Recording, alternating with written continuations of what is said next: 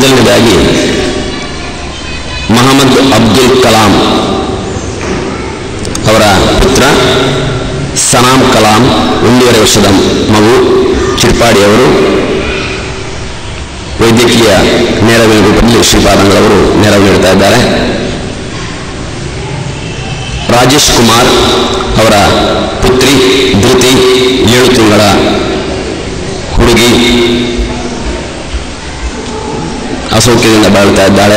ಬಾರ್ಕೂರ್ನವರವರು ಗಿರಿಯ ನಾಯಕ್ ಇವರ ಸಹೋದರ ಸತೀಶ್ ನಾಯಕ್ ಬ್ರಹ್ಮಾವರದ ಚಾಂತಾರ್ನವರು ತೀವ್ರವಾಗಿ ಅಸೌಖ್ಯದಲ್ಲಿದ್ದಾರೆ. ಅವರಿಗೆ ಶ್ರೀಪಾದಂಗಳವರು ನೆರವೇಳಿ ಆಶೀರ್ವದಿಸ್ತಾ ಇದ್ದಾರೆ. ಪ್ರದೀಪ್ ನಿತ್ಯಾನಂದ ನಾಯಕ್ ಇವರ ತಂದೆ ಮರಣೆಯವರು 3 ಬೆಳ್ಳೆಯ ಮರಣೆಯಲ್ಲಿ ವಾಸಿಸ್ತಾ ಇದ್ದಾರೆ, ತೀವ್ರ ಅಸೌಖ್ಯದಲ್ಲಿದ್ದಾರೆ. ಇನ್ನೊಬ್ಬರು ಇವತ್ತು ಬರಲಿಲ್ಲ, ಮತ್ತೆ ಅವರಿಗೆ ನಾವು ನೆರವನ್ನು ನೀಡ್ತೇವೆ. ಮಹಾಬಲ ಶೆಟ್ಟಿ 70 ವರ್ಷದ ಹಿರಿಯರು, ಬಸರೂರು ಕುಂದಾಪುರದವರು, ಅವರಿಗೆ ಆರ್ಥಿಕ ನೆರವನ್ನು ಮತ್ತೆ ಶ್ರೀಮಠದಲ್ಲಿ ನೀಡ್ತಾ ಇದ್ದೇವೆ. ಹೀಗೆ ಇದನ್ನು ಮುಂದೆ ಪರ್ಯಾಯದ 2 ವರ್ಷ ಅವಧಿಯಲ್ಲಿ ನೀಡುವಂಥ ಸಂಕಲ್ಪವನ್ನು ಈ ದಿವ್ಯ ಪಾವನ ದಿನದಂದು ಶ್ರೀಪಾದಂಗಳವರು ಸಂಕಲ್ಪಿಸಿದ್ದಾರೆ. ಇದು ನಮ್ಮೆಲ್ಲರ ಸೌಭಾಗ್ಯ ಅಂತ ಭಾವಿಸ್ತಾ ಶ್ರೀಪಾದಂಗಳವರ ಈ ದಿವ್ಯ ಸಂಕಲ್ಪಕ್ಕೆ ನಾವೆಲ್ಲ ತಲೆಬಾಗಿ ಪ್ರಣಾಮಗಳನ್ನು ಅರ್ಪಿಸ್ತಾ ಅವರ ಆಶೀರ್ವಾದವನ್ನು ಯಾಚಿಸ್ತಾ ಇದ್ದೇವೆ.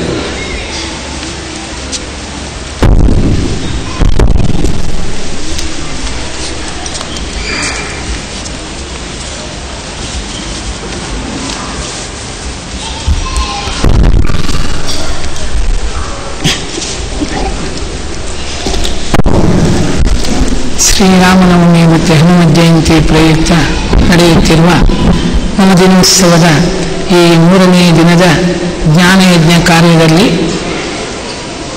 ಪ್ರವಚನವನ್ನು ಮಾಡುವುದಕ್ಕಾಗಿ ಶ್ರೀಮಠದ ಆಸ್ಥಾನ ವಿದ್ವಾಂಸರಾದ ಡಾಕ್ಟರ್ JK ನಿಪ್ಪಾಣಿಯವರು ಬಂದಿದ್ದಾರೆ. ಶ್ರೀಯುತರು ಶ್ರೀ ವಾದಿರಾಜರು ಕೊಂಡಾಡಿದ ಶ್ರೀರಾಮದೇವರ ವಿಷಯದ ಬಗ್ಗೆ ಪ್ರವಚನವನ್ನು ನೀಡಲಿದ್ದಾರೆ. ವಿದ್ವಾಂಸರಾದ ಶ್ರೀ ಆಚಾರ್ಯರಿಗೆ ಶ್ರೀಮಠದ ಪರವಾಗಿ ಸ್ವಾಗತವನ್ನು ಬಯಸ್ತೇನೆ. ಹಾಗೆಯೇ ಭಗವದ್ಭಕ್ತರಾದ ತಮಗೆಲ್ಲರಿಗೂ ಕೂಡ ಸ್ವಾಗತ. ಆಚಾರ್ಯರು ಪ್ರವಚನವನ್ನು ಪ್ರಾರಂಭಿಸಬೇಕಾಗಿ ಕೇಳಿಕೊಳ್ತೇನೆ. ಶ್ರೀ ಗುರುಭ್ಯೋ ನಮಃ. ಹರಿ ಓಂ.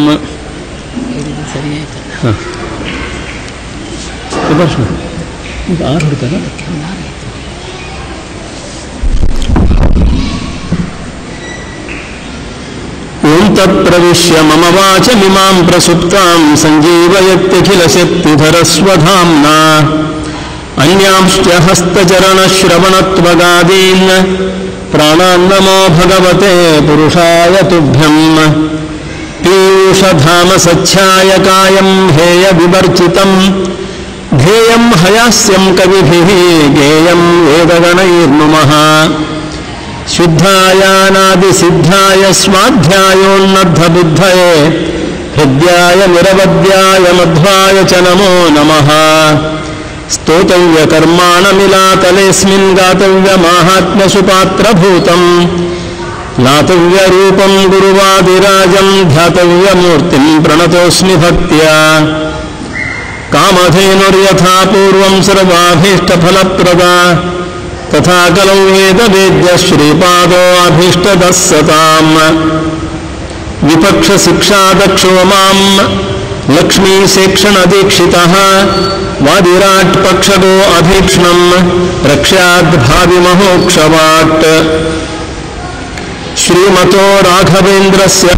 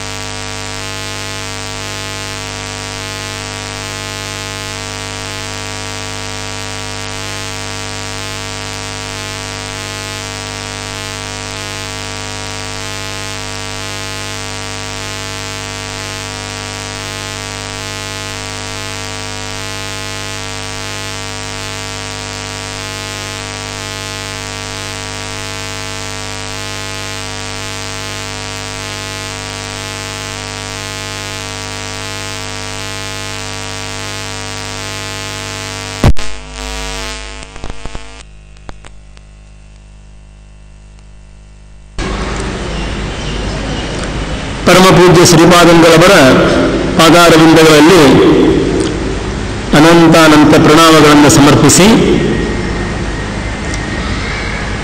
ನೆರೆದಂಥ ಭಕ್ತಜನರನ್ನು ವಂದಿಸಿ ಶ್ರೀ ರಾಮನವಮಿ ನವದಿನೋತ್ಸವ ಹಾಗೂ ಹನುಮತ್ ಜಯಂತಿ ಕಾರ್ಯಕ್ರಮದ ಅಂಗವಾಗಿ ಪರ್ಯಾಯ ಪೀಠದಿಂದ ನಡೆಯುತ್ತಿರುವ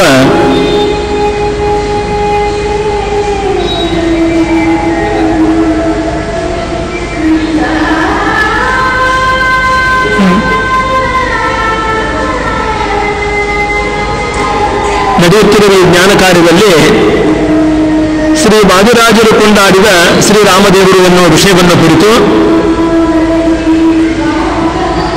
ಯಥಾಮತಿ ನಿರೂಪಣೆ ಮಾಡ್ತಾ ಇದ್ದೇನೆ.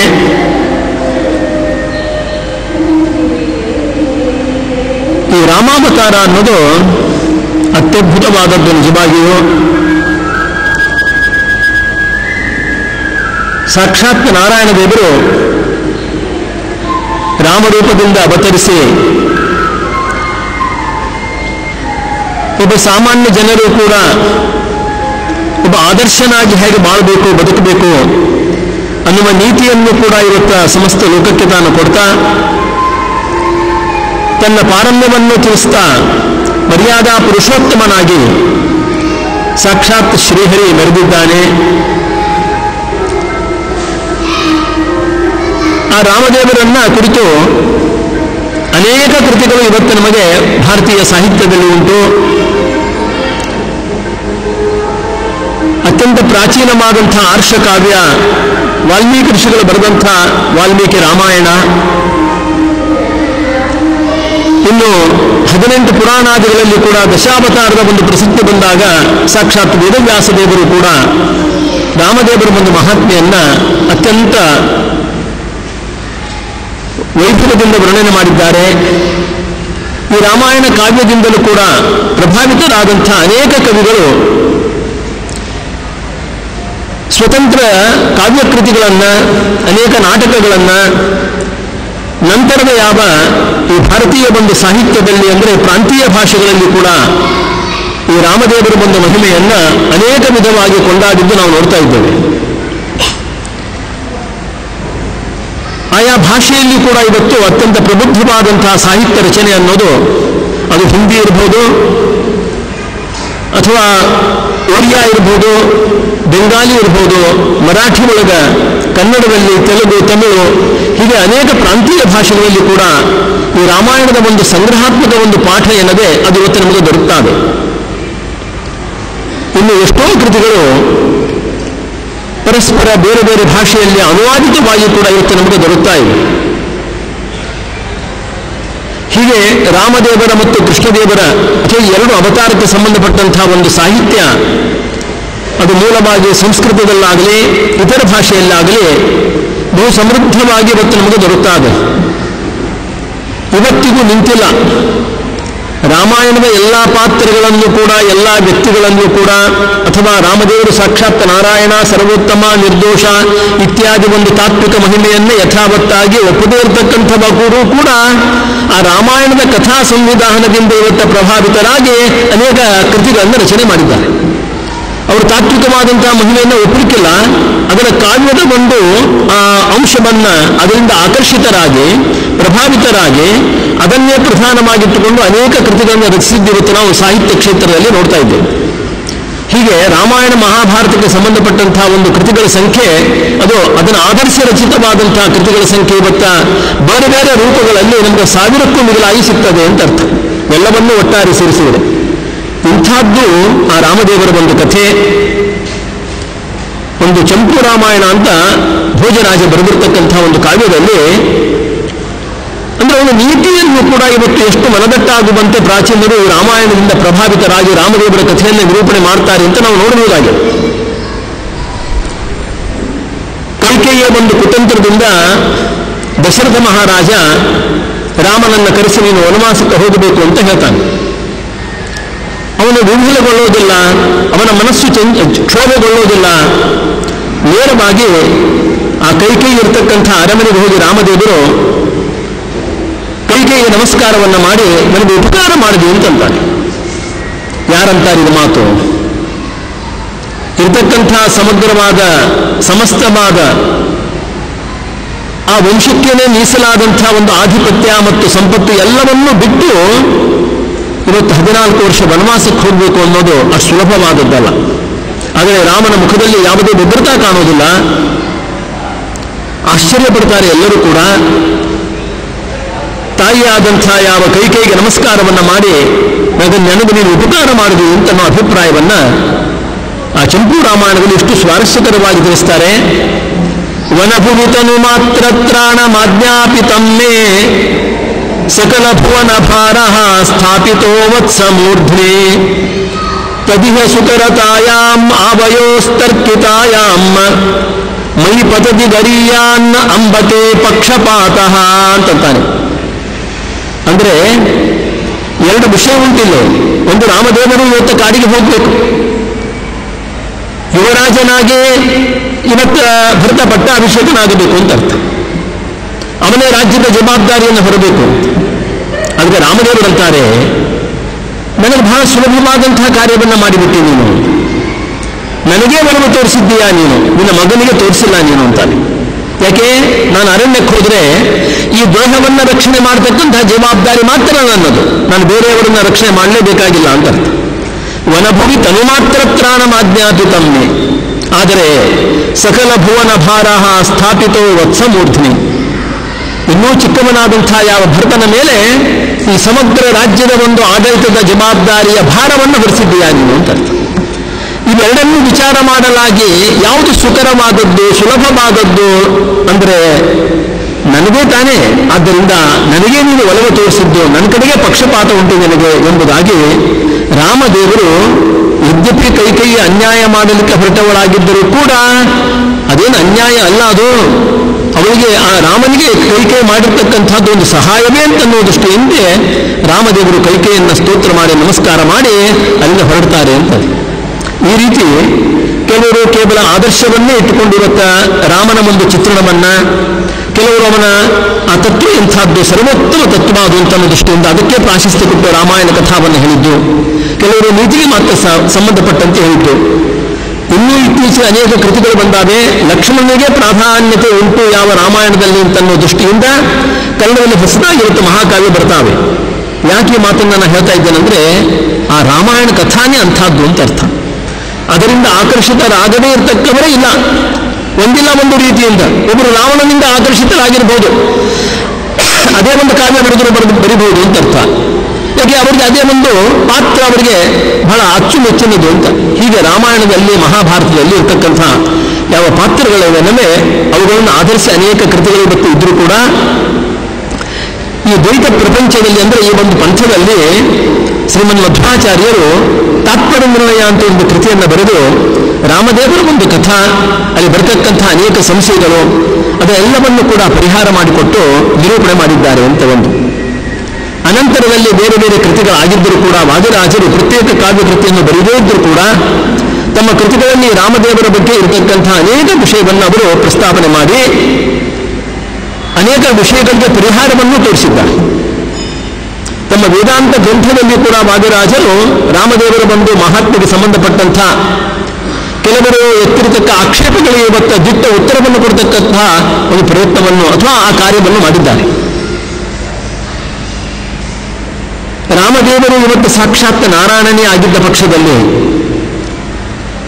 ಲಂಕೆಗೆ ಹೋಗಬೇಕಾದರೆ ಇವತ್ತು ಸೇತು ಬಂಧನವನ್ನು ಮಾಡತಕ್ಕಂಥ ಒಂದು ಕಾರ್ಯವನ್ನು ತಾನು ಕೈಗೆತ್ತಿಕೊಂಡು ಕಪಿಗಳ ಒಂದು ಸಹಾಯವನ್ನು ತಾನು ಪಡೆದು ಆ ಸೇತುವನ್ನು ಬಂಧನ ಮಾಡಿದಲ್ಲ, ಸ್ವಾಮಿ ನಿರ್ಮಾಣ ಮಾಡಿದಲ್ಲ. ಯಾಕೆ?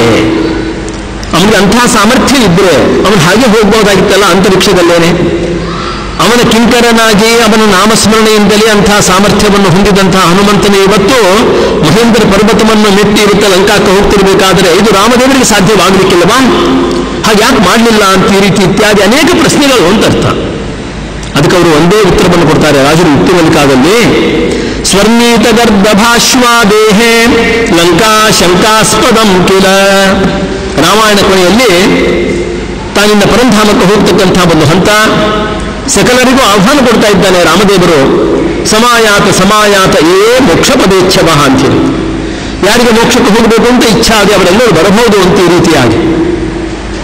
ಅಂದರೆ ಆ ಶರೀರದಿಂದ ಅಮುಕ್ತ ಸ್ಥಳವಾದಂತಹ ಮೋಕ್ಷಕ್ಕೆ ಕರ್ಕೊಂಡು ಹೋಗತಕ್ಕಂತಹ ಸಾಮರ್ಥ್ಯೋಪೇತನಾದ ಯಾವ ರಾಮದೇವರಿಗೆ ಕೇವಲ ಶತಯೋಜನೆ ವಿಸ್ತೀರ್ಣವಾದಂತಹ ಅಂತರ ಏನದೆ, ಆ ಅಂತರ ಇವತ್ತೇನಾದರೂ ಒಂದು ಸಂದೇಹಕ್ಕೆ ಮಾಡ್ತದೇನೋ ಅಂತ ಪ್ರಶ್ನೆ.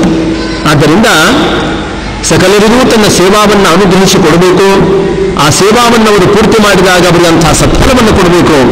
ಇದಕ್ಕಾಗಿ ರಾಮದೇವರು ಅವತಾರ ಮಾಡಿದ್ದು. ಇತ್ಲಾಗ ಕಪಿಗಳಾಗಿರಲಿ, ವರುಣದೇವನಾಗಿರಲಿ, ಎಲ್ಲರಿಗೂ ವಿಭೀಷಣನಾಗಿರಲಿ, ಎಲ್ಲರಿಗೂ ಅನುಗ್ರಹ ಮಾಡಬೇಕು ಅನ್ನೋದೇ, ಕೇವಲ ದುಷ್ಟ ನಿಗ್ರಹವನ್ನಷ್ಟೇ ಮಾಡಲಿಕ್ಕೆ ಬಂದಿಲ್ಲ ರಾಮದೇವರು ಅನ್ನೋ ದೃಷ್ಟಿಯಿಂದ ಈ ರೀತಿಯಾಗಿ ರಾಜರು ಅನೇಕ ವಿಷಯದಲ್ಲಿ ಅಂತಹ ಪರಿಹಾರವನ್ನು ಕೊಟ್ಟು ಸಮಾಧಾನವನ್ನು ಹೇಳ್ತಾರೆ. ಇದೆಲ್ಲ ಮೇಲೆ ಪ್ರತ್ಯೇಕವಾದಂತಹ ಒಂದು 3 ಸ್ತೋತ್ರವನ್ನು ಬರೆದಿದ್ದಾರೆ. ಪ್ರಾತಸ್ಮರಾಮಿ ರಘುನಾಥ ಪದಾರವಿಂದಂ ಮಂದಸ್ಮಿತಂ ಮಧುರ ಭಾಷ ವಿಶಾಲ ಫಾಲಂ ಅಂತ ಈ ರೀತಿಯಾಗಿ ನಾವೊಂದು ರಮೇಶ ಸ್ತುತಿ ಅಂತ ವಾದಿರಾಜರು ಬರೆದಿರೋದನ್ನು ಪ್ರತಿನಿತ್ಯ ಬೆಳಗ್ಗೆ ನಾವು ಇದು ಪಠಣ ಮಾಡ್ತೇವೆ. ಅದೇ ಧಾಟಿಯಲ್ಲಿ ವಾದಿರಾಜರು ಬೆಳಗಿನ ಜಾವದಲ್ಲಿ ಇವತ್ತ ಶ್ಲೋಕ ಪಂಚಕಮಿದಮ್ಮ, ಯಾರು ಈ 5 ಶ್ಲೋಕಗಳನ್ನು ಪ್ರಾತಃ ಕಾಲದಲ್ಲಿ ಪಠಣ ಮಾಡ್ತಾರೋ ಆ ರಾಮದೇವರಿಗೆ ಅತ್ಯಂತ ಪ್ರಿಯ ಕಿಂಕರರಾಗಿ ಇತರರಿಂದ ಅಲಭ್ಯವಾದಂತಹ ಪರಲೋಕವನ್ನಂದ್ರೆ ಶ್ರೇಯಸ್ಸನ್ನು ಹೊಂದತಕ್ಕವರಾಗ್ತಾರೆ ಅಂತ ಫಲಶ್ರುತಿಯನ್ನು ಕೊಟ್ಟಿದ್ದಾರೆ. ಹೀಗೆ ರಾಮದೇವರ ಬಗ್ಗೆ ವಾದಿರಾಜರು ಸ್ತೋತ್ರಾತ್ಮಕವಾದಂತಹ ಕೃತಿ. ಅದಲ್ಲದಲ್ಲೇ ರಾಮಕವಚ ಅಂತ ಒಂದು ಬರೆದುಕೊಟ್ಟಿದ್ದಾರೆ. ಕಪಿಕಟಕ ಧುರೀಣ ಕಾರ್ಮುಕನ್ಯಸ್ತಬಾಣ, ಯಾವುದು ತೀರ್ಥ ಪ್ರಬಂಧದಲ್ಲಿ ಕಾಣತಕ್ಕಂತಹ ಈ ಶ್ಲೋಕ ಈ ಕವಚದಲ್ಲಿ ಅದೇ ಪ್ರಥಮ ಶ್ಲೋಕವಾಗಿದೆ. ಅದು ಕೂಡ ಕ್ಷಪಿತ ವಿತಿಜ ಸೈನ್ಯ ಕ್ಷತ್ರೇಶ್ವಗ್ರಗಣ್ಯ ಜಲಧಿರಜಿತ ಸೇತು ಜಾನಕೇತೋಷ ಹೇತು ಪಥಿ ಪಥಿ ಗುಣ ಸಾಂದ್ರ ಪಾತು ಮಾಂ ರಾಮಚಂದ್ರ. ಈ ರೀತಿಯಾಗಿ ಸ್ತೋತ್ರಾತ್ಮಕವಾಗಿ ಪ್ರಾರ್ಥನಾಪರವಾಗಿ ವಾದಿರಾಜರು ಅನೇಕ ಕೃತಿಗಳನ್ನು ಅವರು ಮಾಡಿಕೊಟ್ಟಿರ್ತಕ್ಕಂಥದ್ದು. ಶ್ರೀರಾಮ ದಶಕಂ ಅಂತ ಒಂದು 10 ಶ್ಲೋಕದ್ದು ಫಲಶ್ರುತಿ 11ನೇ ಶ್ಲೋಕ ಆಗ್ತದೆ. ಆ ಪರಮಾತ್ಮನ ಒಂದು ಪಾದಾರ ಬಿಂದುಗಳೇನವೆ ಆ ಚರಣದ್ವಯಗಳನ್ನು ವಾದಿರಾಜರು ವರ್ಣನೆ ಮಾಡಿ ಇಂಥ ಯಾವ ಒಂದು ಚರಣದ್ವಯ ಆ ಪಾದಾರ ಬಿಂದುಗಳ ಒಂದು ಸನ್ನಿಧಿ ನನ್ನ ಹೃದಯ ಕಮಲದಲ್ಲಿ ನಿತ್ಯವೂ ಇರಲಿ, ನೂತನವಾಗಿ ಇರಲಿ ಅಂತ ಪ್ರಾರ್ಥನೆ ಮಾಡಿ ಆ ರಾಮದೇವರನ್ನು ಕೊಂಡಾಡಿದ್ದಾರೆ ಯಾವ ವಾದಿರಾಜರು ಅಂತ. ಇನ್ನು ಕನ್ನಡ ಸಾಹಿತ್ಯದಲ್ಲಿ ಕೂಡ ವಾದಿರಾಜರು ಅನೇಕ ಕೃತಿಗಳನ್ನು ಬರೆದಿದ್ದಾರೆ. ಯದ್ಯಪಿ ಸಂಖ್ಯಾ ದೃಷ್ಟಿಯಿಂದ ಇರುತ್ತಾ ಕೃಷ್ಣದೇವರನ್ನ ವರ್ಣನೆ ಮಾಡತಕ್ಕಂತಹ ಕೃತಿಗಳು ಹೆಚ್ಚಿಗೆ ಉಪಲಬ್ಧವಿದ್ದರೂ ಕೂಡ, ಆದರೆ ಸ್ವತಃ ಅವರು ರಾಮದೇವರಿಗೆ ಸಂಬಂಧಪಟ್ಟಂಥ ಅನೇಕ ಕೃತಿಗಳನ್ನು ಪ್ರತ್ಯೇಕವಾಗಿ ರಚನೆ ಮಾಡಿದ್ದು ಹೆಚ್ಚು ಸಂಖ್ಯಾಕವಾಗಿ ಉಪಲಬ್ಧವಾಗದೇ ಇದ್ದರೂ ಕೂಡ ದಶಾವತಾರ ವರ್ಣನೆಯಲ್ಲಿ ವಾದಿರಾಜರಿಗೆ ಒಂದು ಪರಮಾಸಕ್ತಿ. ಆ ದಶಾವತಾರ ವರ್ಣನೆಯನ್ನು ಮಾಡಬೇಕಾದ್ರೆ ಅದು ಕನ್ನಡವಾಗಿರಲಿ ಸಂಸ್ಕೃತವಾಗಿರಲಿ ಎಲ್ಲ ಕಡೆಗೂ ಅದ್ಭುತವಾದಂತಹ ರೀತಿಯಲ್ಲಿ ರಾಮದೇವರ ಮಹಿಮೆಯನ್ನು ಕೊಂಡಾಡ್ತಾ ಇದ್ದ. ಕನ್ನಡದ ಒಂದು ಪದದಲ್ಲಿ ಹೀಗದೆ, ಸೀತೆಗೋಸ್ಕರವಾಗಿ ಸೇತುವೆ ಕಟ್ಟಿದೆ, ಭೂತ ರಾವಣನ ಮಡುಹೀದೆ, ಭೂತ ರಾವಣನ ಮಡುಹೀದೆ, ಹಯವದನ ಖ್ಯಾತ ನಿಯಮಗೆ ದಯವಾಗೋ. ಈ ರೀತಿಯಾಗಿ ಹಯವದನಾತ್ಮಕ ರಾಮದೇವರನ್ನು ಸ್ಮರಣೆ ಮಾಡತಕ್ಕಂಥ ಒಂದು ಚಿಂತನ ಕ್ರಮ ಅದು ವಾದಿರಾಜರಲ್ಲಿ ಮೀಸಲು ಅಂತ ತಿಳ್ಕೋರಿ ಇರಲಿ. ಈ ಕ್ರಮದಿಂದ ರಾಜರು ಯಾವ ಸೀತಾದೇವಿಗೋಸ್ಕರವಾಗಿ ಸೇತುವೆಯನ್ನು ಕಟ್ಟಿ ಕಪಿಗಳೊಂದಿಗೆ ಇವತ್ತ ಲಂಕಾಕ್ಕೆ ಹೋಗಿ ರಾವಣ ಕುಂಭಕರ್ಣಾದಿಗಳನ್ನು ಸಂಹಾರ ಮಾಡಿ ಸೀತೆಯನ್ನು ರಕ್ಷಣೆ ಮಾಡಿದಂಥ ಈ ಖ್ಯಾತ ಮಹಿಮಾ ನನಗೆ ದಯಮಾಡುವಂತ ಈ ರೀತಿಯಾಗಿ ವರ್ಣನೆ ಮಾಡಿದ್ದಾರೆ. ಇನ್ನು ವೃಂದಾವನಾಖ್ಯಾನ ಯಾವುದು ವಾದಿರಾಜರ ಒಂದು ಸ್ವರೂಪ ಮಹಿಮಾವನ್ನು ಹೇಳತಕ್ಕಂತಹ ಕೃತಿ, ಅದರಲ್ಲಿ ಕೂಡ ವಾದಿರಾಜರು ರಾಮದೇವರನ್ನ ಮನದುಂಬಿ ಕೊಂಡಾಡ್ತಾ ಇದ್ದಾರೆ. ವಂದೋರವಿಂದನಯನಂ ಮದನಾಭಿರಾಮಂ ಮಂದಾಕಿನೀಧರ ಮುಖೈ ತ್ರಿದಶೈಸ್ಸು ವಂದ್ಯಂ ವೃಂದಾರ ಕೇಂದ್ರ ಮರುದಂಶ ಸುಮರ್ದಿತಾಂಗಂ ರಕ್ಷೋಭಿದಾರ್ಯವರದಂ ಪ್ರಣಮಾಮಿ ರಾಮಂ ಎಂಬುದಾಗಿ ಕಮಲಲೋಚನನಾದಂಥ ರಾಮದೇವರು ರಮಣೀಯತ್ವಾತ್ ರಾಮ ರಮತೇತಿ ರಾಮ ಅಂತ ರಾಮದೇವರಿಗೆ ಸರಿಸಮಾನವಾದಂತಹ ಒಂದು ಲಾವಣ್ಯಾಕೃತಿ ಇನ್ನೊಂದಿಲ್ಲ. ಅದಕ್ಕೆ ರಾಮ ರಾಮ ಅಂತಂದ್ರೆ ಆ ನಾಮಸ್ಮರಣೆಯಲ್ಲಿ ಅಂಥದ್ದೊಂದು ಹಿರಿತನ ಉಂಟು ಅಂತ ಅರ್ಥ. ವಾದಿರಾಜರು ಮಾಡಿದಂಥ ರಾಮದೇವರ ಒಂದು ಪಂಚಕ ಸ್ತುತಿ ಅಂತ ನಾನು ಮೊದಲೇನು ಹೇಳಿದೆ, ಅಲ್ಲಿ ಒಂದು ಕಡೆಗೆ ಬರ್ತದೆ. ಸಾಕ್ಷಾತ್ ಪಾರ್ವತೀ ದೇವಿ ಮಹರುದ್ರ ದೇವರಿಂದ ಉಪದೇಶವನ್ನು ಪಡೆದಂಥವಳಾಗಿ ಆ ರಾಮನಾಮವನ್ನು ಜಪ ಮಾಡಿದಂತೆ ತನಗೆ ಭದ್ರವಾದಂತಹ ಒಂದು ಸೌಭಾಗ್ಯ ಪ್ರಾಪ್ತಿಯಾಯಿತು ಅಂತ ಹೇಳುವಲ್ಲಿ ಪ್ರೀತ್ಯಾ ಸಹಸ್ರ ಹರಿನಾಮ ಸಮಂ ಜಜಾಪ ಅಂತ ಹೇಳ್ತಾರೆ. ಪರಮ ಪ್ರೀತಿಯಿಂದ ಭಕ್ತಿಯಿಂದ ಆ ರಾಮ ರಾಮ ರಾಮ ಅಂತ ಈ ರೀತಿಯಾಗಿ ಆ ರಾಮದೇವರ ಒಂದು ಆ ನಾಮಸ್ಮರಣೆಯನ್ನ ಮಹಿಮಾಪೂರ್ವಕ ಅನುಸಂಧಾನಪೂರ್ವಕ ಅದನ್ನು ಸ್ಮರಣೆ ಮಾಡಿ ಅಂತ ಹಿರಿದಾದಂಥ ಆ ಭಾಗ್ಯವನ್ನು ಹೊಂದಿದ್ದಾಳೆ ಯಾವ ಪಾರ್ವತಿ ಅಂತ ಅರ್ಥ. ಹೀಗೆ ವಾದಿರಾಜರು ಕೂಡ ಆ ರಾಮದೇವರನ್ನು ಸ್ತೋತ್ರ ಮಾಡಬೇಕಾದ್ರೆ ಲಾವಣ್ಯಾಕೃತಿಯನ್ನು ಚಿಂತನೆ ಮಾಡ್ತಾ ವಂದರವಿಂದ ನಯನಂ ಮದನಾಭಿರಾಮಂ, ಈ ಮನ್ಮಥ ಯಾವ ವ್ಯಕ್ತಿ ಯಾವ ದೇವತೆ ಇವತ್ತು ಸೌಂದರ್ಯಕ್ಕೆ ಅಭಿಮಾನಿ ದೇವತೆ, ಅವನನ್ನ ಮೀರಿಸತಕ್ಕಂತಹ ಅನಂತಪಟ್ಟು ಯಾವ ಲಾವಣ್ಯಾಕೃತಿ ರಾಮದೇವರದು. ಮಂದಾಕಿನೀಧರ ಮುಖೈ ತ್ರಿವಶೇಸ್ಸು ವಂದ್ಯಂ, ಗಂಗಾದೇವಿಯನ್ನು ತನ್ನ ಜಡೆಯಲ್ಲಿ ಇಟ್ಟುಕೊಂಡಿರತಕ್ಕಂತಹ ಸಾಕ್ಷಾತ್ ರುದ್ರದೇವರೇ ಮೊದಲಾದಂತಹ ದೇವತೆಗಳಿಂದ ಬಂದಿದ್ದ ಪಾದಾರವಿಂದವುಳ್ಳವ ರಾಮದೇವರು. ದೇವಶ್ರೇಷ್ಠರಾದಂತಹ ಯಾವ ವಾಯುದೇವರ ಅಂಶ ಸಂಭೂತರಾದ ಹನುಮಂತ ದೇವರಿಂದ ನಿತ್ಯವೂ ಕೂಡ ಪಾದ ಸಂಹನನ ಸೇವೆಯನ್ನು ಸ್ವೀಕಾರ ಮಾಡತಕ್ಕವ ರಾಮದೇವರು. ವೃಂದಾರ ಕೇಂದ್ರ ಮರುದಂಶ ಸುಮರ್ದಿತಾಂಗಂ ರಕ್ಷೋ ವಿದಾರ್ಯ, ರಾಮನ ಕುಂಭಕರ್ಣಾದಿ ಯಾವ ರಾಕ್ಷಸರನ್ನು ಸಂಹಾರ ಮಾಡಿ ವರದಂ ವಿಭೀಷಣಾದೇವಿಗೆ ಅಂಥ ವರವನ್ನು ಕೊಟ್ಟು ಅಭಯವನ್ನು ಕೊಟ್ಟು ರಕ್ಷಣೆ ಮಾಡಿದಂಥ ಆ ರಾಮದೇವರನ್ನ ನಾನು ಭಕ್ತಿಪೂರ್ವಕ ನಮಸ್ಕಾರ ಮಾಡ್ತೇನೆ ಅಂತ ಈ ರೀತಿಯಾಗಿ ವೃಂದಾವನಾಖ್ಯಾನದಲ್ಲಿ ಕೂಡ ಯಾವ ವಾದಿರಾಜರು ಈ ವೃತ್ತಿಯಿಂದ ಇನ್ನೂ ಅನೇಕ ಕಡೆಗೆ ಬರ್ತದೆ ರಾಮದೇವರ ಮಹಿಮಾ ಅನ್ನೋದು. ಸಮಗ್ರ ಒಂದು ಶ್ಲೋಕಾತ್ಮಕ ಸ್ತೋತ್ರ ಅಂದರೆ ಇಂಥ ಒಂದು ಶ್ಲೋಕವನ್ನು ಕೂಡ ನಾವು ಆ ಕೃತಿಯಲ್ಲಿ ಕಾಣ್ತಾ ಇದ್ದೇವೆ. ಇನ್ನು ರುಕ್ಮಿಣೀಶ ವಿಜಯದಲ್ಲಿ ಕೂಡ ಒಂದು ಕಡೆಗೆ ಒಂದು ಪ್ರಸಕ್ತಿ ಬರ್ತದೆ. ದ್ವಾರಕಾಪಟ್ಟಣ ನಿರ್ಮಾಣವಾಯಿತು, ಅನೇಕ ಭವನಗಳು ಅರಮನೆ ಎಲ್ಲವೂ ಆಯಿತು. ಆ ಸಂದರ್ಭದಲ್ಲಿ ಋಷಿ ಮುನಿಗಳಂತಾರೆ ನಾವು ದ್ವಾರಕಾಪಟ್ಟಣವನ್ನು ನೋಡಿ ಆ ಪರಮಾತ್ಮನ ಕೊಂಡಾಡಬೇಕು ಅಂತ ಬರ್ತಾ ಇದ್ದಾರೆ. ಅದೊಂದು ಸನ್ನಿವೇಶವನ್ನು ವಾದಿರಾಜರು ಆ ರುಕ್ಮಿಣೀಶ ವಿಜಯದಲ್ಲಿ ನಿರ್ಮಾಣ ಮಾಡಿ ಆ ಸಕಲ ಯಾವ ಋಷಿಮುನಿಗಳು ಕೂಡ ಆ ದ್ವಾರಕಾಪಟ್ಟಣಕ್ಕೆ ಬಂದಾರೆ, ಆ ಪರಮಾತ್ಮನನ್ನು ಕೊಂಡಾಡ್ತಾ ಇದ್ದಾರೆ. ಅನೇಕ ರೂಪ ವೈಭವವುಳ್ಳವ ನೀನು ಅಂತ ಈ ರೀತಿಯಾಗಿ ಆ ಸಂದರ್ಭದಲ್ಲಿ ದಶಾವತಾರದ ಒಂದು ಪ್ರಸಕ್ತಿಯನ್ನು ವಾದಿರಾಜರು ತಂದು 17ನೇ ಸರ್ಗದಲ್ಲಿ ಒಂದು ಮಾತಂತಾರೆ. ಅಹಿಮತ ಅಂತಿಮತಃ ಕಲಯಾಕುಲಂ ಅಂತ ನೋಡಿ. ಅಹಿಮತ ಅಂತಿಮತಃ ಅಂದ್ರೆ ಸೂರ್ಯ ಅಂತ ಅರ್ಥ, ಇಷ್ಟೇ ಬೇರೆ ಏನಲ್ಲ. ವಿಶೇಷ ಒಂದು ಸನ್ನಿಧಾನ ನೋಡಿ.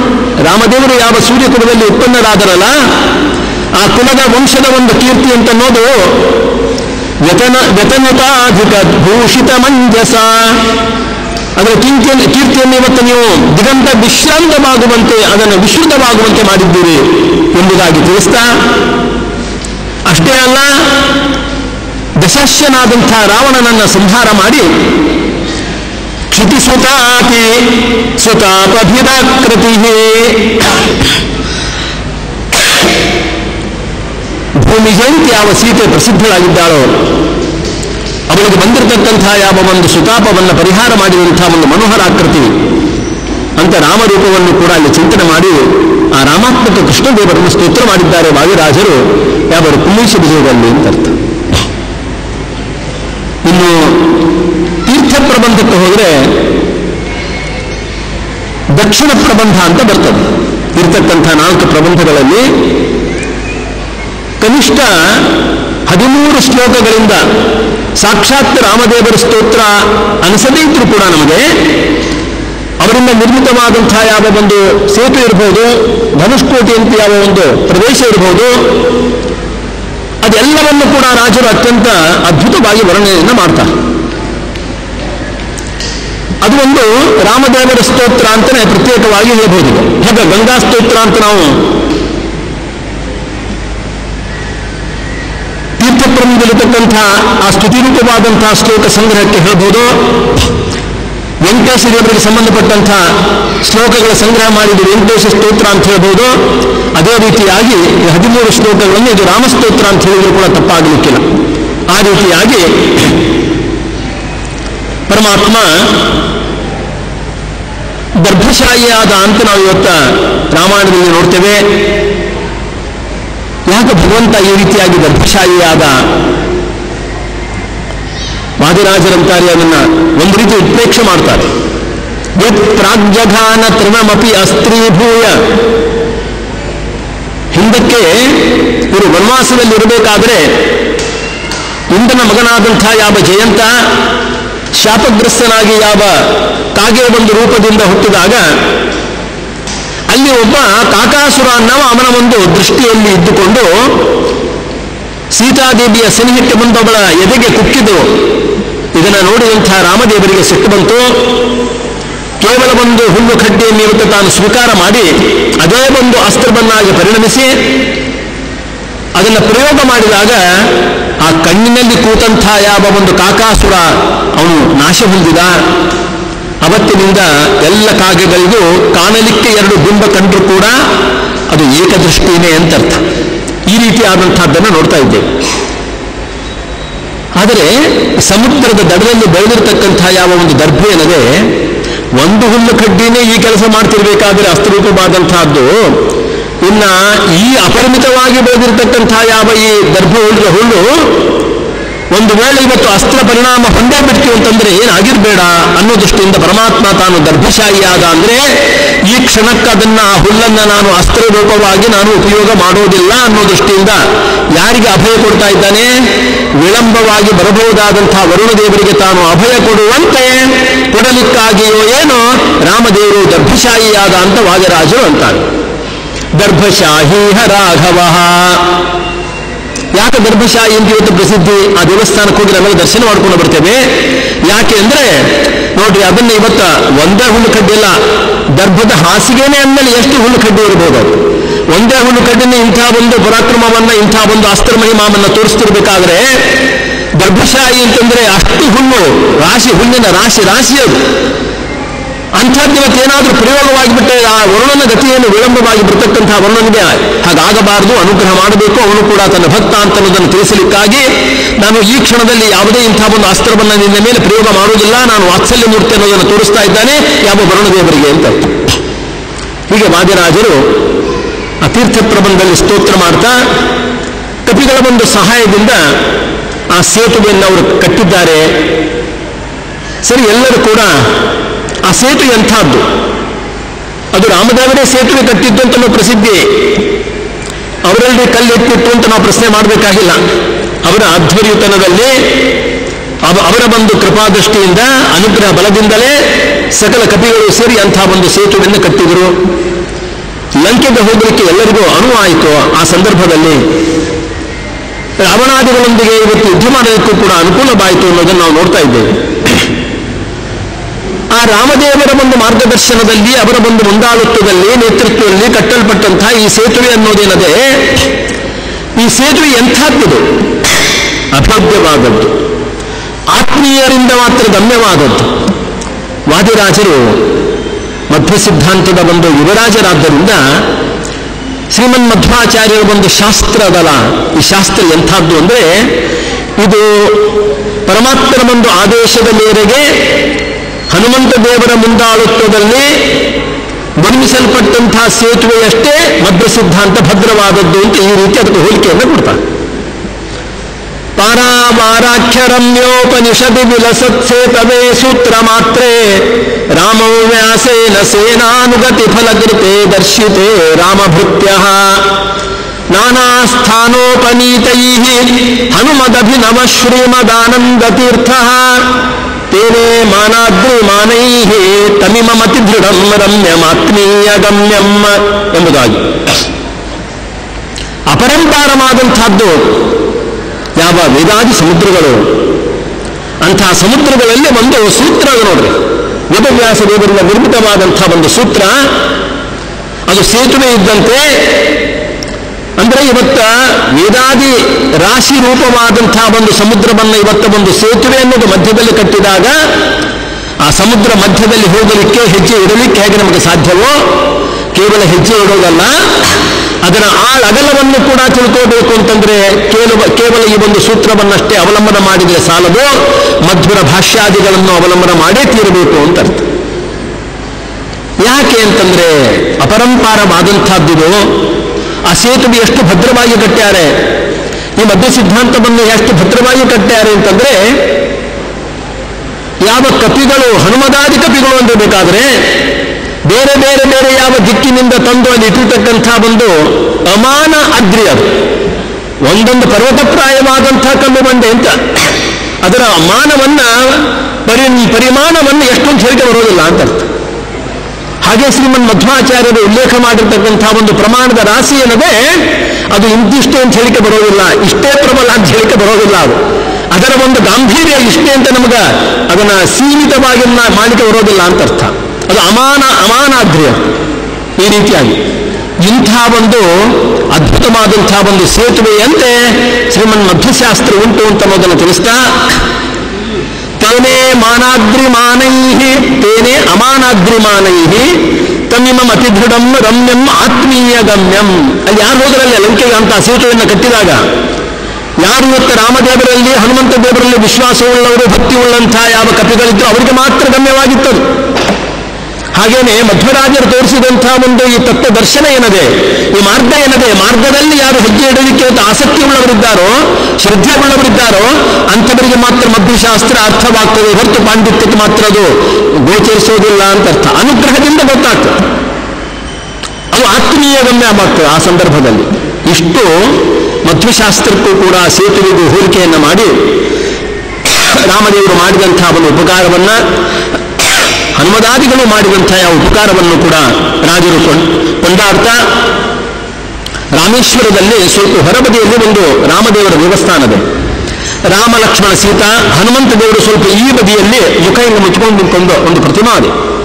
ವಾದಿರಾಜರು ಆ ಸನ್ನಿಧಾನಕ್ಕೆ ಹೋಗಿದ್ದರು ಅವರು. ಈ ಸಲ ಗುರುಗಳೊಂದಿಗೆ ಹೋದಾಗ ಆ ಸನ್ನಿಧಾನ ದರ್ಶನ ಮಾಡ್ಕೊಂಡು ಬಂದ್ವಿ ನಾವು ಕೂಡ. ಆಯ್ತಾ, ರಾಜರು ಇದೇ ಸ್ಥಾನಕ್ಕೆ ಬಂದು ಅವರು ಸ್ತೋತ್ರ ಮಾಡಿದ್ದು ಅಂತ ಈ ರೀತಿಯಾಗಿ. ಅದು ಕೆಲವು ವರ್ಷಗಳಿಂದ ಪ್ರತಿಮಾ ಇನ್ನೂ ಸ್ವಲ್ಪ ದೂರ ಇತ್ತಂತ, ಸ್ವಲ್ಪ ಈಗ ಒಳಗಡೆಗೇನೆ ಇರ್ತಾರೆ, ಆ ವಿಷಯ ಬೇರೆ. ವಾದಿರಾಜರು ಅದನ್ನು ಸ್ತೋತ್ರ ಮಾಡ್ತಾರೆ. ಆ ರಾಮದೇವರನ್ನ ಹನುಮಂತ ದೇವರು ಹೇಗೆ ಇವತ್ತಿಗೂ ಕೂಡ ಅವರು ಉಪದೇಶವನ್ನು ಮಾಡ್ತಾ ಇದ್ದಾರೋ ಅದನ್ನು ಕೂಡ ಅಲ್ಲಿ ಅವರು ಅಲ್ಲಿ ಸ್ತೋತ್ರವನ್ನು ಮಾಡ್ತಾರೆ ಸ್ಪಷ್ಟವಾಗಿ. ಸೀತಾ ಲಕ್ಷ್ಮಣ ಶೋಧಿ ಪಾರ್ಶ್ವಯುಗಲ ಪ್ರೀತ್ಯಾವನಮ್ರಾಕೃತಿಂ ವಕ್ರಾಂಭೋರುಹ ಸಕ್ತಹಸ್ತನಿಕರಂ ಭಕ್ತಂ ಭಟಾಗ್ರೇಸರಂ ಏಕಾಂತೆ ಹನುಮಂತಂ ಉಕ್ತಿ ಸುಧಯಾ ಸಂತರ್ಪಯನ್ ಸಂತತಂ ರಾಮಸ್ತಂಭಿತ ವಾರಿಧಿರ್ವಿಜಯತೆ ಧಾನುಷ್ಕ ಚೂಡಾಮಣಿ ಅಂತ ರೀತಿಯ. ರಾಮದೇವರಿಗೆ ಇನ್ನೊಬ್ಬರು ಯಾವನಪ್ಪ ಅಂತ ಧಾನುಷ್ಕ ಚೂಡಾಮಣಿ, ಇನ್ನೊಬ್ಬ ಧನುರ್ಧಾರಿ ಯಾರಾದರೂ ಇದ್ದಾರೆ? ಅವನಿಗೇನೆ ಶಾರಂಗಪಾಣಿ ಅಂತ ಹೆಸರದ ನೋಡ್ರಿ, ಇನ್ನೊಬ್ಬರಿಗೆ ಅದನ್ನ ಯಾರಿಗಾದ್ರು. ಲೋಕದಲ್ಲಿ ಇವತ್ತು ಸಾರಂಗಪಾಣಿ ಶಾಂಗಪಾಣಿ ಅಂತೇನು ಪ್ರಯೋಗ ಉಂಟು, ಸಾಕ್ಷಾತ್ ರಾಮನೇ ಅವ್ರು ಬೇರೆ ಅಲ್ಲ. ಈ ರೀತಿ ಇರಬೇಕಾದ್ರೆ ಧಾನುಷ್ಕ ಚೂಡಾಮಣಿ ಸಕಲ ಧನುರ್ಧಾರಿಗಳಲ್ಲೇ ಅಂತ ಹಿರಿದಾದಂತಹ ಒಂದು ಆ ಗತ್ತು ಉಂಟು, ಅವನಿಗೆ ಸ್ಥಾನ ಉಂಟು ನಮ್ಮ ಸ್ವಾಮಿ ಎಂಬುದಾಗಿ ತಿಳಿಸ್ತಾ, ಸೀತಾ ಲಕ್ಷ್ಮಣರು ಪಕ್ಕದಲ್ಲಿ ಇರಬೇಕಾದ್ರೂ ಕೂಡ ಏಕಾಂತದಲ್ಲಿ ಯಾವ ಹನುಮಂತ ದೇವರಿಗೆ ತಾನು ಇವತ್ತ ಸಕಲ ಶಾಸ್ತ್ರದ ಸಾರವನ್ನು ಉಪದೇಶ ಮಾಡ್ತಾ ಇದ್ದಾನೆ ತನ್ನ ವಚನಗಳಿಂದ, ಉಕ್ತಿ ವಚನಗಳಿಂದ ಅಂತನ್ನೋದನ್ನು ತೋರಿಸುವಂತೆ ಪರಮಾತ್ಮ ಹನುಮಂತ ದೇವರ ಕಡೆಗೆ ಇವತ್ತ ಮುಖ ಮಾಡಿಕೊಂಡು ನಿಂತು ಉಪದೇಶವನ್ನು ಮಾಡತಕ್ಕಂಥದ್ದನ್ನು ಕೂಡ ವಾದಿರಾಜರು ಸೆರೆ ಹಿಡಿದು ಅದನ್ನು ಸ್ತೋತ್ರ ಮಾಡಿದ್ದರು. ಏಕಾಂತೆ ಹನುಮಂತ ಮುಕ್ತಿ ಸುಹಯ ಸಂತರ್ಪಯನ್ ಸಂತತಂ ರಾಮಸ್ತಂಭಿತ ವಾರಿಧಿರ್ ವಿಜಯತೆ ಧಾನುಷ್ಕ ಚೂಡಾಮಣಿ ಅಂತ ಈ ರೀತಿಯಾಗಿ ಹೀಗೆ ಸ್ತೋತ್ರ ಮಾಡ್ತಾ ಅದರಲ್ಲೆಲ್ಲರಿಗೂ ಒಂದು ಸಂದೇಹ ಬರ್ತದೆ. ಇಂಥ ಯಾವ ನಾಮದೇವರು ಸಾಕ್ಷಾತ್ ನಾರಾಯಣ, ಸರ್ವೋತ್ತಮ ದೇವತೆ, ಪುರುಷೋತ್ತಮ ಅವನೇ ಇದ್ದಾನಲ್ಲ. ಆದರೂ ಇವತ್ತು ರಾಮೇಶ್ವರದಲ್ಲಿ ತಾನು ರಾವಣನೆನ್ನುವ ಒಬ್ಬ ಕುಲಸ್ಥ ಕುಲೋತ್ಪನ್ನನಾದಂಥ ಬ್ರಾಹ್ಮಣ ಯಾವ ವ್ಯಕ್ತಿಯನ್ನು ಸಂಹಾರ ಮಾಡಿದ್ದ ನಿಮಿತ್ತದಿಂದಲೋ ಏನೋ ಆ ಈಶ್ವರನನ್ನು ಪ್ರತಿಷ್ಠೆ ಮಾಡಿಬಿಟ್ಟಿದ್ದಾನಲ್ಲ ನಮ್ಮ ಸ್ವಾಮಿ. ಇದರ ಅರ್ಥ ಏನು ಅಂತ ಯಾರಾದರೂ ಕೇಳಬಹುದಲ್ಲ? ಯಾಕೆ ಮಾಡಬೇಕಾಗಿತ್ತು? ಅಷ್ಟೇ ಅಲ್ಲ, ತಾನು ಮಾಡಿದಂಥ ಬ್ರಹ್ಮಹತ್ಯಾ ಒಂದು ದೋಷ ಪ್ರಾಯಶ್ಚಿತ್ತ ರೂಪಕ್ಕಾಗಿ ಬ್ರಾಹ್ಮಣನಿಗೆ ದಾನ ಮಾಡಲಿಕ್ಕೂ ಕೂಡ ಮುಂದೆ ಬಂದ ಅನ್ನೋ ಕಥೆ ಬರ್ತದೆ. ಅದಕ್ಕೊಂದು ಸಂಬಂಧವೇ ಆಯ್ತಾ? ಅದು ವಿಷಯ ಅಂತ ಇದು ಬೇಡ. ಇದು ಸರಿನಾ ಅಂತ ಯಾರಾದರೂ ಪ್ರಶ್ನೆ ಮಾಡಿದರೆ ಅದಕ್ಕೆ ವಾದಿರಾಜರಂತಾರೆ, ನಮ್ಮ ಸ್ವಾಮಿ ಇವತ್ತು ಮೂಲ ರೂಪದಿಂದ ಮಾಡತಕ್ಕಂಥ ಅವನ ಒಂದು ಸೃಷ್ಟಿಯಾದಿ ಕಾರ್ಯ ಎಂಥದ್ದು ಅಂತ ಸ್ವಲ್ಪ ಚಿಂತನೆ ಮಾಡಿಬಿಡ್ರಿ, ರಾಮದೇವರ ಮಹಿಮೆ ಎಂಥದ್ದು ಅಂತ ನಿಮಗೆ ಗೊತ್ತಾಗ್ತದೆ ಅಂತ. ಕಲ್ಪಾಂತೆ ಸುರಭೂಸುರ, ಕಲ್ಪ ಹಂತದಲ್ಲಿ ಅಂದ್ರೆ ಮಹಾಪ್ರಳಯ ಕಾಲದಲ್ಲಿ ಬತ್ತ ದೇವತೆಗಳಿರಲಿ ಅಸುರರಲ್ಲಿ ಯಾರನ್ನೇ ಇರಲಿ ಅಂತ ಅರ್ಥ. ಎಲ್ಲರನ್ನೂ ಕೂಡ ನಮ್ಮ ಸ್ವಾಮಿ ಇವತ್ತು ನುಂಗು ಹಾಕಿ ಬಿಡ್ತಾನೆ ಅಂದ್ರೆ ಸಂಹಾರ ಮಾಡಿಬಿಡ್ತಾನೆ. ಮುಗಿದೋ ಎಲ್ಲರನ್ನೂ ತನ್ನ ಉದರದಲ್ಲಿ ಇಟ್ಕೊಂಡು ಮಲ್ಕೊಂಡು ಬಿಡ್ತಾನೆ ಶ್ರೀಹರಿ. ಒಬ್ಬ ರಾವಣನಲ್ಲ, ಇಂಥ ಎಷ್ಟೋ ಅನಂತರು ಅಂತ ಅರ್ಥ. ಈ ರೀತಿ ಮಾಡಿದಂತಹ ನಮ್ಮ ಸ್ವಾಮಿ ಕೂಡ ಅವನು ನಿರ್ದೋಷನಾಗಿರುವುದರಿಂದ ಈ ರಾವಣನನ್ನು ಸಂಹಾರ ಮಾಡಿದ ಅನ್ನೋ ನಿಮಿತ್ತದಿಂದ ಅವನಿಗೆ ಅವನು ಪಾಪಯುಕ್ತನಾದ. ಆದ್ದರಿಂದ ಅದರ ಪರಿಹಾರಕ್ಕಾಗಿ ಮತ್ತೆ ಈಶ್ವರ ದೇವರನ್ನು ಅವನು ಪ್ರತಿಷ್ಠೆ ಮಾಡಿದ ರಾಮೇಶ್ವರದಲ್ಲಿ ಅಂತ ಹೇಳ್ತಕ್ಕಂಥದ್ದು ಎಷ್ಟು ಸಮಂಜಸ ಅಂತ ಬಾಜರಾಜರು ಪ್ರಶ್ನೆ ಮಾಡ್ತಾರೆ. ಆದ್ದರಿಂದ ಅಂಥದ್ದನ್ನು ನಾವು ಹೇಳಬೇಕಾಗಿಲ್ಲ. ಆದರೆ ಜಗತ್ತು ಅಂದರೆ ಇಲ್ಲಿರ್ತಕ್ಕಂತಹ ಸಜ್ಜನರು ಜ್ಞಾತವೋ ಅಜ್ಞಾತವೋ ಇವತ್ತು ಒಂದು ಬ್ರಹ್ಮಹತ್ಯೆ ಮಾಡಿದರೆ, ಬ್ರಹ್ಮನಿಂದ ಮಾಡಿದರೂ ಕೂಡ ಅದು ಹತ್ಯಾಸಮ ಅಂತ ಹೇಳಿದ್ದಾರೆ ರಾಜರು ಒಂದು ಕಡೆ. ಆದ್ದರಿಂದ ಅದರ ಪಾಪ ಇವತ್ತು ನಮಗೆ ನಾವು ದೂರ ಮಾಡ್ಕೋಬೇಕು. ಅದು ಉಪಾಯ ಏನು ಅಂತಂದ್ರೆ ಅಂದ್ರೆ ಒಬ್ಬ ಬ್ರಹ್ಮಜ್ಞಾನಿಯನ್ನ ನಿಂದ ಮಾಡೋದು ರಾಮೇಶ್ವರಕ್ಕೆ ಹೋಗೋದು ಅಂತಲ್ಲ. ಮತ್ತೆ ಜ್ಞಾತವೋ ಅಜ್ಞಾತವೋ ಆಗಿಬಿಟ್ಟಿತ್ತು, ಅದರ ಒಂದು ಪ್ರಾಯಶ್ಚಿತ್ತ ಮಾಡ್ಕೋಬೇಕು ಅನ್ನೋ ದೃಷ್ಟಿಯಿಂದ ರಾಮೇಶ್ವರಕ್ಕೆ ಹೋಗಿ ರಾಮದೇವರಿಂದ ಪ್ರತಿಷ್ಠಿತನಾದಂಥ ಈಶ್ವರನನ್ನು ಸೇತುವನ್ನು ಕೂಡ ಇವತ್ತು ದರ್ಶನ ಮಾಡಿದರೆ ಬ್ರಹ್ಮಹತ್ಯಾಮ ವ್ಯಪೋಹತಿ ಅಂತದೆ. ಸೇತುಂ ದೃಷ್ಟ ಸಮುದ್ರಸ್ಯ ಬ್ರಹ್ಮಹತ್ಯಾಮ ವ್ಯಪೋಹತಿ ಅಂತ ಪ್ರಮಾಣ. ಈ ರೀತಿಯಾಗಿ ಆ ಉಪಾಯವನ್ನ ಮಾಡಿಕೊಟ್ಟಿದ್ದಾನೆ ಪರಮಾತ್ಮ ನಮಗೆ ಗೊತ್ತು. ಆದ್ದರಿಂದ ಸಕಲರು ಕೂಡ ಇಂಥ ಅಂದರೆ ಸಜ್ಜನರು ಈ ರಾಮೇಶ್ವರ ಯಾತ್ರೆಯನ್ನು ಮಾಡತಕ್ಕಂಥ ಒಂದು ವಿಧಿವಿಧಾನ ಯಾಕೆ ಏನು ಅಂತಂದ್ರೆ ಈ ಜನ್ಮನೋ ಹಿಂದಿನ ಜನ್ಮ ಯಾವುದೋ ಜನ್ಮದಲ್ಲಿ ಇವತ್ತು ನಾವು ಇವತ್ತು ಬ್ರಹ್ಮಲಿಂಗಾದಿಗಳನ್ನ ಮಾಡಿ ಬ್ರಹ್ಮಹತ್ಯಾದಿಗಳನ್ನ ಮಾಡಿ ಏನಾದರೂ ಇವತ್ತು ಪಾಪಯುಕ್ತರಾಗಿದ್ದರೆ ಅದರ ಪರಿಹಾರವನ್ನು ಮಾಡ್ಕೋಬೇಕು. ಇಂಥ ಒಂದು ಉಕ್ತಿಯಿಂದ ರಾಮದೇವರನ್ನು ಸ್ತೋತ್ರ ಮಾಡಬೇಕು. ರಾಮದೇವರು ಮಾಡಿದಂಥ ಒಂದು ಮಹದ ಅನುಗ್ರಹ ಇದು ಈಶ್ವರ ಪ್ರತಿಷ್ಠಾ ಅಂತ ತಿಳ್ಕೋಬೇಕು ಅನ್ನೋ ದೃಷ್ಟಿಯಿಂದ ವಾದಿರಾಜರು ರಾಮದೇವರು ಮಾಡಿದಂಥ ಒಂದು ಮಹತ್ವ ಏನದೆ, ಅವರು ಮಾಡಿದಂಥ ಒಂದು ಉಪಕಾರ ಲೋಕಕ್ಕೆ ಅನ್ನೋದನ್ನು ಕೊಂಡಾಡ್ತಾ ಇದ್ದಾರೆ. ಇಲ್ಲ ಇದು ಹೇಗೆ ಪೂರ್ತಿ ಒಪ್ಪಲಿಕ್ಕೆ ಸಾಧ್ಯ ಅಂತಂದ್ರೆ ಬ್ರಹ್ಮಹತ್ಯಾ ನಿಮಿತ್ತೇನ ಕಪಲ್ಯಾಸ್ತೆ ಧುನಾಪಿಯ. ಯಾವ ಮಹರುದ್ರ ದೇವರು ಇವತ್ತ 5 ಮುಖವುಳ್ಳಂಥ ಶಿರಸ್ಸುಳ್ಳಂಥ ಬ್ರಹ್ಮದೇವರ ಒಂದು ಶಿರಸ್ಸನ್ನು ಅವರು ತುಂಡರಿಸಿದಾಗ ಅವರ ಕೈಯಲ್ಲಿ ಇವತ್ತ ಕಪಾಲ ಅನ್ನೋದಾಗಿ ಅದು ಪರಿವರ್ತಿತಗೊಂಡು ಕೈಯಲ್ಲಿ ಅದು ಇವತ್ತಿಗೂ ಕೂಡ ವೀಥ್ಯಾಂ ಅಟತಿ ಜಟಿಲೋ ಕೋಪಿ ಕಾಶಿ ನಿವಾಸಿ. ಕೈಯಲ್ಲಿ ಅಂಥ ಒಂದು ಗುರುಡನ್ನು ಇಟ್ಕೊಂಡು ಇವತ್ತಿಗೂ ಕೂಡ ಯಾವ ಭಿಕ್ಷಾವನ್ನ ಸ್ವೀಕಾರ ಮಾಡುವಂತೆ ಜಟಾಧಾರಿಗಳಾದಂಥ ಯಾವ ಮಹರುದ್ರ ದೇವರು ಕಾಶಿ ಪಟ್ಟಣದ ಪ್ರತಿಯೊಂದು ವೀಥಿ ಅಂದರೆ ಬೀದಿಗಳಲ್ಲಿ ಅಲೆದಾಡ್ತಾ ಇದ್ದಾರೆ ಅಂತ ಅರ್ಥ. ರಾಮನಾಮ ಸ್ಮರಣೆಯನ್ನ ಮಾಡ್ತಾ ಅಂದಮೇಲೆ ಇವತ್ತು ಯಾವ ಬ್ರಹ್ಮದೇವರ 5ನೇ ಶಿರಸ್ಸನ್ನು ಅವರು ಛೇದನ ಮಾಡಿದಾಗ ಅದು ಇವತ್ತು ಕಪಾಲ ಆಗಿ ಮತ್ತೆ ಯಾರ ಹತ್ರವೇ ಮಹರುದ್ರ ದೇವರ ಹತ್ರ. ಆದರೆ ಇಂಥದ್ದು ಯಾವುದೇ ಒಂದು ವಿಪರಿಣಾಮ ಅನ್ನೋದು ಆ ದೈತ್ಯನಾದಂಥ ರಾಕ್ಷಸನಾದಂಥ ರಾವಣನನ್ನು ಸಂಹಾರ ಮಾಡಿದಾಗ ಯದ್ಯಪಿ ಅವನು ಪುಲಸ್ತ್ಯಪರೋತ್ಪನ್ನನಾದರೂ ಕೂಡ ಇಂಥ ಯಾವುದೇ ಒಂದು ವಿಕಾರವಾದಂಥ ಒಂದು ಪರಿಣಾಮ ಆಗಲಿಲ್ಲ ಅಂತ ಅನ್ನೋದನ್ನ ರಾಜರು ಅದನ್ನು ಸ್ಪಷ್ಟವಾಗಿ ತಿಳಿಸ್ತಾ ನಮ್ಮ ಸ್ವಾಮಿ ಹೇಗೆ ನಿರ್ದೋಷನಾಗಿದ್ದಾನೆ ಅಂತ ಅನ್ನೋದನ್ನ ಹೇಳ್ತಾ ಇದ್ದಾರೆ. ಇಷ್ಟೇ ಅಲ್ಲದಲೇ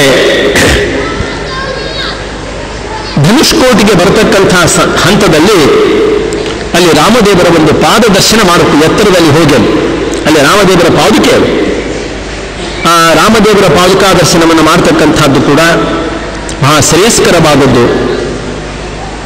ಸ್ವಾಮಿ ಕೆಲವು ಹೊತ್ತಲ್ಲಿ ವಿಶ್ರಾಂತಿ ತಗೊಂಡ ಆ 2 ಪಾದಗಳಲ್ಲಿ ಇಟ್ಟಿದ್ದಾನೆ ಅಂತ ಅನ್ನೋದಕ್ಕೆ ಇವತ್ತಿಗೂ ಒಂದು ಕುರುಹು ಉಂಟು. ಅದನ್ನು ದರ್ಶನ ಮಾಡಿ ಬರ್ತಕ್ಕಂಥದ್ದು ಒಂದದೇ. ವಾದಿರಾಜರು ಆ ಸನ್ನಿಧಾನಕ್ಕೆ ಹೋಗಿ ಆ ರಾಮದೇವರ ಒಂದು ಪಾದ ಎಂಥದ್ದು, ದರ್ಶನದಿಂದ ಆಗತಕ್ಕಂಥ ಒಂದು ಪುಣ್ಯ ಎಂಥದ್ದು ಅನ್ನೋದನ್ನು ಸ್ತೋತ್ರ ಮಾಡ್ತಾ ಪಾತಿವ್ರತ್ಯ ಪರೀಕ್ಷಯಾಖ್ಯಲಲನಾ ದೋಷಾಂಕುರಚ್ಛೇದನಂ ಪಾಷಾಣೀಕೃತ ಗೌತಮಾರ್ಯ ವನಿತಾ ವಿಜ್ಞಾನ ದಾನಕ್ಷಮಂ ಸಾಮ್ರಾಜ್ಯೋಚಿತ ಭೋಗ್ಯ ಭೋಗ ವಿರಸಂ ಶ್ರೀರಾಮ ತುಂಘ್ರಿಂ ಶ್ರಯೇ ನೈರ್ಮಲ್ಯಾಯ ನಿರಂತರ ಸ್ಮೃತಿ ಕೃತೆ ವೈರಾಗ್ಯ ಭಾಗ್ಯಾಯ ಚ. ಗೌತಮರ ಶಾಪದಿಂದ ಸಾಕ್ಷಾತ್ ಪತ್ನಿಯಾದಂಥ ಯಾವ ಅಹಲ್ಯೆ ಶಿಲಾಭಾವವನ್ನು ಹೊಂದಿದಾಗ ರಾಮದೇವರ ಒಂದು ಪಾದದ ಒಂದು ತುದಿ ಸೋಕಿತೋ ಇಲ್ಲೋ, ಅದರ ಪ್ರಭಾವದಿಂದಲೇ ಮತ್ತೆ ತನ್ನ ಒಂದು ಆ ಮೂಲ ಸ್ತ್ರೀ ರೂಪವನ್ನು ತಾನು ಸ್ವೀಕಾರ ಮಾಡಿ ಆ ಜಡಭಾವದಿಂದ ಇವತ್ತಂದ್ರೆ ಆ ಶಿಲಾಭಾವದಿಂದ ಮುಕ್ತಳಾಗಿದ್ದಾಳೆ ಯಾವ ಅಹಲ್ಯೆ. ಪಾತಿವೃತ್ಯ ಪರೀಕ್ಷೆಯಾಖ್ಯ ಲಲನಾ ದೋಷಾಂಕುರಚ್ಛೇದನಂ. ರಾಮದೇವರ ಪಾದ ಅಂಥದ್ದು. ಯಾಕೆ? ಪಾಷಾಣೀಕೃತ ಗೌತಮಾರ್ಯ ವನಿತ ವಿಜ್ಞಾನ ದಾನಕ್ಷಮಂ ಅಂತರ್ಥ. ಕೇವಲ ಒಂದು ಬಂಡೆಗಲ್ಲು ನಂತೆ ಕಾಣತಕ್ಕಂಥ ಯಾವ ಅಹಲ್ಯೆಯನ್ನು ಉದ್ಧಾರ ಮಾಡಿದ್ದಷ್ಟೇ ಅಲ್ಲ, ವಿಜ್ಞಾನ ದಾನಕ್ಷಮಂ ಅಂತರ್ಥ. ಅವಳನ್ನು ಬಳೆ ಜ್ಞಾನಮೂರ್ತಿಯಾಗಿ ಮಾಡಿದ್ದಾನೆ ನಮ್ಮ ಸ್ವಾಮಿ, ಅಂಥ ಜ್ಞಾನವನ್ನು ಅನುಗ್ರಹಿಸಿದ ಅಂತರ್ಥ. ಗಂಡ ಇವತ್ತು ಮಾತನಾಡಲಿಕ್ಕೆ ಆರಂಭ ಮಾಡಿತು ಅಂತಿಷ್ಟೇ ಹೇಳೋದಲ್ಲ ಇಲ್ಲಿ ಮುಖ್ಯವಾಗಿ. ಶಿಲಾಭಾವ ಹೋಯಿತು ಅಂತಿಷ್ಟೇ ಹೇಳುವಲ್ಲಿ ಪ್ರಸಕ್ತಿ ಇಲ್ಲ. ಇನ್ನು ಸಾಮ್ರಾಜ್ಯೋಚಿತ ಭೋಗ್ಯ ಭೋಗ ವಿರಸಂ, ರಾಮದೇವರಿಗೆ ಸೀಮಿತವಾದಂಥದ್ದು ಮೀಸಲಾದಂಥದ್ದು ಸಾಮ್ರಾಜ್ಯ, ಸೂರ್ಯವಂಶದ ಸಾಮ್ರಾಜ್ಯ ಇದು. ಜ್ಯೇಷ್ಠ ಪುತ್ರನಾದಂಥ ರಾಮನೇ ಅವರ ಪುತ್ರ, ಅವನಿಗೇನೆ ಬರಬೇಕಾಗಿತ್ತು. ಆದ್ದರಿಂದಲೇ ಭೋಗ್ಯವಾದಂಥದ್ದು ಅವರಿಂದಲೇ ಇದು. ಅದರಲ್ಲಿ ಅಂಥ ಅನಾಸಕ್ತಿಯನ್ನು ತೋರಿಸಿದ್ದಾರೆ ರಾಮದೇವರು ಅಂತರ್ಥ. ಸಂತೋಷದಿಂದ ಇವತ್ತು ಅರಣ್ಯಕ್ಕೆ ಹೋಗ್ತಾ ಇದ್ದಾರೆ, ಮನಸ್ಸಿಗೆ ಖೇದ ಇಲ್ಲ ಅವರಿಗೆ. ದ್ವಂದ್ವಾತೀತ ನಮ್ಮ ಸ್ವಾಮಿ, ಅವನ ಸ್ಮರಣೆ ಮಾಡತಕ್ಕವರೇ ಅಂತಹ ಭಾವವನ್ನು ಹೊಂದಬೇಕಾದರೆ ಇನ್ನು ಸಾಕ್ಷಾತ್ ಭಗವಂತ ದ್ವಂದ್ವಾತೀತ ಅಂತ ಪ್ರತ್ಯೇಕ ಹೇಳಲೇಬೇಕಾಗಿಲ್ಲ ಅಂತ. ಅದಕ್ಕೆ ನಾನು ಆರಂಭದಲ್ಲಿ ಒಂದು ಕವಿಯ ಒಂದು ವಾಣಿಯನ್ನು ಹೇಳಿದೆ ನೋಡಿ. ನಾನು ಚಂಪು ರಾಮಾಯಣದಲ್ಲಿ ಒಂದು ಮಾತು ಹೇಳಿದೆ. ಕೈಕೇಯಿಯ ಒಂದು ಅರಮನೆಗೆ ಹೋಗಿ ಅವನು ಇವತ್ತು ಕೈಕೇಯಿಗೆ ನಮಸ್ಕಾರವನ್ನು ಮಾಡಿ ಏನು ಉಪಕಾರ ಮಾಡಿದೆ ತಾಯಿ ಅಂತಾನೆ, ವನವಾಸಕ್ಕೆ ಕಳಿಸ್ತಾ ಇದೆಯಲ್ಲ, ಬಾರೊಬ್ಬರಾದ್ರೆ ಒಳ್ಳೆ ಗುದ್ದಾಡ್ತಾ ಇದ್ರು, ಕೋಲಾಹಲ ಮಾಡ್ತಾ ಇದ್ರು. ರಾಮದೇವರು ಮಾಡಲಿಲ್ಲ ಅಂತ ಅರ್ಥ. ನನಗೆ ಪರಮೋಪಕಾರವನ್ನು ಮಾಡಿದೆ, ನೀನು ನನ್ನ ಭಾರವನ್ನು ಇಳಿಸೇ ಬಿಟ್ಟಿ ಅಂತ ಅರ್ಥ. ನಾನು ಇಲ್ಲೇ ಇದ್ದಿದ್ದರೆ ನಾನು ಯುವರಾಜನಾಗಬೇಕಾಗ್ತಿತ್ತು, ರಾಜನಾಗಬೇಕಾಗ್ತಿತ್ತು, ಕೋಸಲ ರಾಜ್ಯದ ಒಂದು ಆಡಳಿತದ ಜವಾಬ್ದಾರಿಯ ಭಾರವನ್ನು ಹೊರಬೇಕಾಗ್ತಿತ್ತು ನಾನು. ಆ ಪ್ರಸಕ್ತಿನೇ ಇಲ್ಲ ಇವಾಗ ಅಂತ ಅರ್ಥ. 14 ವರ್ಷ ನಿಶ್ಚಿಂತನಾಗ್ತೇನೆ ಅಂತಂತಾನೆ. ವನಭುವಿ ತನು ಮಾತ್ರ ತ್ರಾಣ ಮಾಜ್ಞಾಪಿತಮ್ಮೆ ಸಕಲ ಭುವನ ಭಾರ ಸ್ಥಾಪಿತೋ ವತ್ಸಮೂರ್ಧ್ನಿ ಕವಿಹ ಸುಕರತಾಯಾಮ್ಮ ವಯೋಸ್ತರ್ಕಿತಾಯಾಮ್ಮ ಮೈ ಪತತಿ ಗರೀಯಾನ್ ಅಂಬತೆ ಪಕ್ಷಪಾತ ಅಂತ ಒಂದು ಚಂಪುಕಾರ ಹೇಳಿದಂತೆ ಅದೇ. ಹಾಗೆ ಇಲ್ಲಿ ಕೂಡ ಸಾಮ್ರಾಜ್ಯೋಚಿತ ಭೋಗ್ಯ ಭೋಗ ವಿರಸಮ್ಮ ಶ್ರೀರಾಮ ತುಂಗ್ರಿಂ ಶ್ರಯೇ. ಈ ರಾಮದೇವರ ಒಂದು ಪಾದಕಮಲವನ್ನು ನಾನು ಆಶ್ರಯ ಮಾಡ್ತೇನೆ. ಎಷ್ಟು ಸ್ವಾರಸ್ಯ ನೋಡ್ರಿ. ಈ ಶ್ಲೋಕಕ್ಕೆ ಎಚ್ ಸುಬ್ರಾಯರಂತಿದ್ರು, ಇದು ಬಹಳ ವೀರ್ಯವತ್ತರವಾದ ಶ್ಲೋಕ ಇದು ಅಂತಿದ್ರು ಪಾಪ. ಅದಕ್ಕೊಂದು ಸಂಗತಿ ಅಂತ ಹೇಳ್ತಿದ್ರು, ಅದು ಹೇಳ್ತೇನೆ. ಅದನ್ನು ವೈರಾಗ್ಯ ಮೂರ್ತಿ ನಮ್ಮ ಸ್ವಾಮಿ ಅಂತ ಅರ್ಥ. ಅಭಾವದಲ್ಲಿ ವೈರಾಗ್ಯ ತೋರಿಸಲಿಲ್ಲ ನಮ್ಮ ಸ್ವಾಮಿ. ಸಾಮ್ರಾಜ್ಯೋಚಿತ ಭೋಗ್ಯವಾದಂಥದ್ದು ಅಭಾವ ಪ್ರಸಕ್ತಿ ಎಲ್ಲ ಅಲ್ಲಿ. ಅವನಿಗೇನೆ ಮೀಸಲಾದಂತಹ ಒಂದು ಆ ಭೋಗ್ಯವಾದಂತಹ ಸಾಮ್ರಾಜ್ಯ, ಅದನ್ನು ನಿರ್ವಿಕಾರನಾಗಿ ಅದನ್ನು ತ್ಯಾಗ ಮಾಡಿ ಅರಣ್ಯಕ್ಕೆ ಹೋಗಿದ್ದಾನೆ. ಆದ್ದರಿಂದ ಅವನು ನಿಜವಾದಂತಹ ವೈರಾಗ್ಯ ಮೂರ್ತಿ. ಅದಕ್ಕೆ ವೈರಾಗ್ಯ ಭಾಗ್ಯ ಬೇಕೆಂದವರು ಏನ್ ಮಾಡಬೇಕು? ರಾಮದೇವರ ಆರಾಧನೆಯನ್ನ ಮಾಡಬೇಕು ಅಂತ ಅರ್ಥ. ಹೀಗೆ ನೈರ್ಮಲ್ಯಾಯ ನಿರಂತರ ಸ್ಮೃತಿ ಕೃತೆ ವೈರಾಗ್ಯ ಭಾಗ್ಯಾಯ ಚ. ನಮ್ಮ ಕಡೆಗೆಲ್ಲ ಭೋಜನಕ್ಕೆ ಕೂತಂತಹ ಸಂದರ್ಭದಲ್ಲಿ ಏನಂತ ಹೇಳ್ರಿ? ಭೋಜನ ಕಾಲೇ ಶ್ರೀಕಾಂತ ಸ್ಮರಣೆ ಜಯ ಜಯ ರಾಮ ಅಂತ. ನೀವು ಯಾವುದೇ ಹಾಡನ್ರಿ ಅಥವಾ ಶ್ಲೋಕ ಅನ್ರಿ, ಇದ್ಯಾಕಂತಾರೆ? ಅದಕ್ಕೆ ಸುಬ್ಬರಾಯರಿಗೊಂದು ಸಂಗತಿ ಹೇಳಿದರು. ಈ ಶ್ಲೋಕ ಹೇಳಿ ಹೇಳಿದರು ಅವರು. ವಾದಿರಾಜರ ಒಂದು ಈ ಚಿಂತನ ಕ್ರಮ ಈ ಶ್ಲೋಕದಲ್ಲಿ ಈ ರೀತಿ ಉಂಟು ಅನ್ನೋ ದೃಷ್ಟಿಯಿಂದ. ಏನಂದ್ರೆ, ಎಲೆಯಲ್ಲಿ ಇರ್ತಕ್ಕಂಥ ಈ ವೈಭವದ ಪದಾರ್ಥ, ಭಗವಂತನಿಗೆ ನಿವೇದಿತವಾದಂತಹ ಪದಾರ್ಥ ಪ್ರಸಾದ ರೂಪೇಣ ನಾವು ಸ್ವೀಕಾರ ಮಾಡ್ತಾ ಇದ್ದೇವಲ್ಲ, ಇದರಲ್ಲಿ ನನ್ನದು ಏನದೆ ಆಧಿಪತ್ಯ ಏನು ಅಂತ ಅನ್ನೋದನ್ನು ಚಿಂತನೆ ಮಾಡಬಾರದು ಅಂತ ಅರ್ಥ. 10 ಜನ ಬ್ರಾಹ್ಮಣರಿಗೆ ಅತಿಥಿಗಳಿಗಿರುತ್ತೆ ನೀವು ಅನ್ನದಾನ ಮಾಡಬೇಕಾದ್ರೆ, ನೋಡ್ರಿ ಆಚಾರ್ಯ ಇಷ್ಟೆಲ್ಲ ಮಾಡಿಸಿಬಿಟ್ಟು ಹೆಂಗದ ಕೇಳಬಾರ್ದು. ಈ ಹಮ್ಮಿನಿಂದ ಕೇಳೋಂಗಿಲ್ಲ ಅವರಿಗೆ ಅಂತ ಅರ್ಥ. ಈ ಒಂದು ಅಲ್ಲಿ ಅಧಿಕೃತತ್ವವನ್ನು ಅಲ್ಲಿ ತೋರಿಸುವಂತಿಲ್ಲ. ನಾವು ಸ್ವೀಕಾರ ಮಾಡತಕ್ಕಂಥ ಒಂದು ಭೋಜನ ಪದಾರ್ಥಗಳ ವಿಷಯವಾಗಿ ಇನ್ನೊಬ್ಬರಿಗೆ ಸಮರ್ಪಣೆ ಮಾಡತಕ್ಕಂಥ ಹಂತದಲ್ಲಾಗಲೇ ಈ ಒಂದು ಅಹಂಕಾರದ ಏನದೆ ಅಥವಾ ಸ್ವಾಮಿತ್ವ ಏನದೆ ಅದನ್ನು ದೂರ ಇಟ್ಟು ಸ್ವೀಕಾರ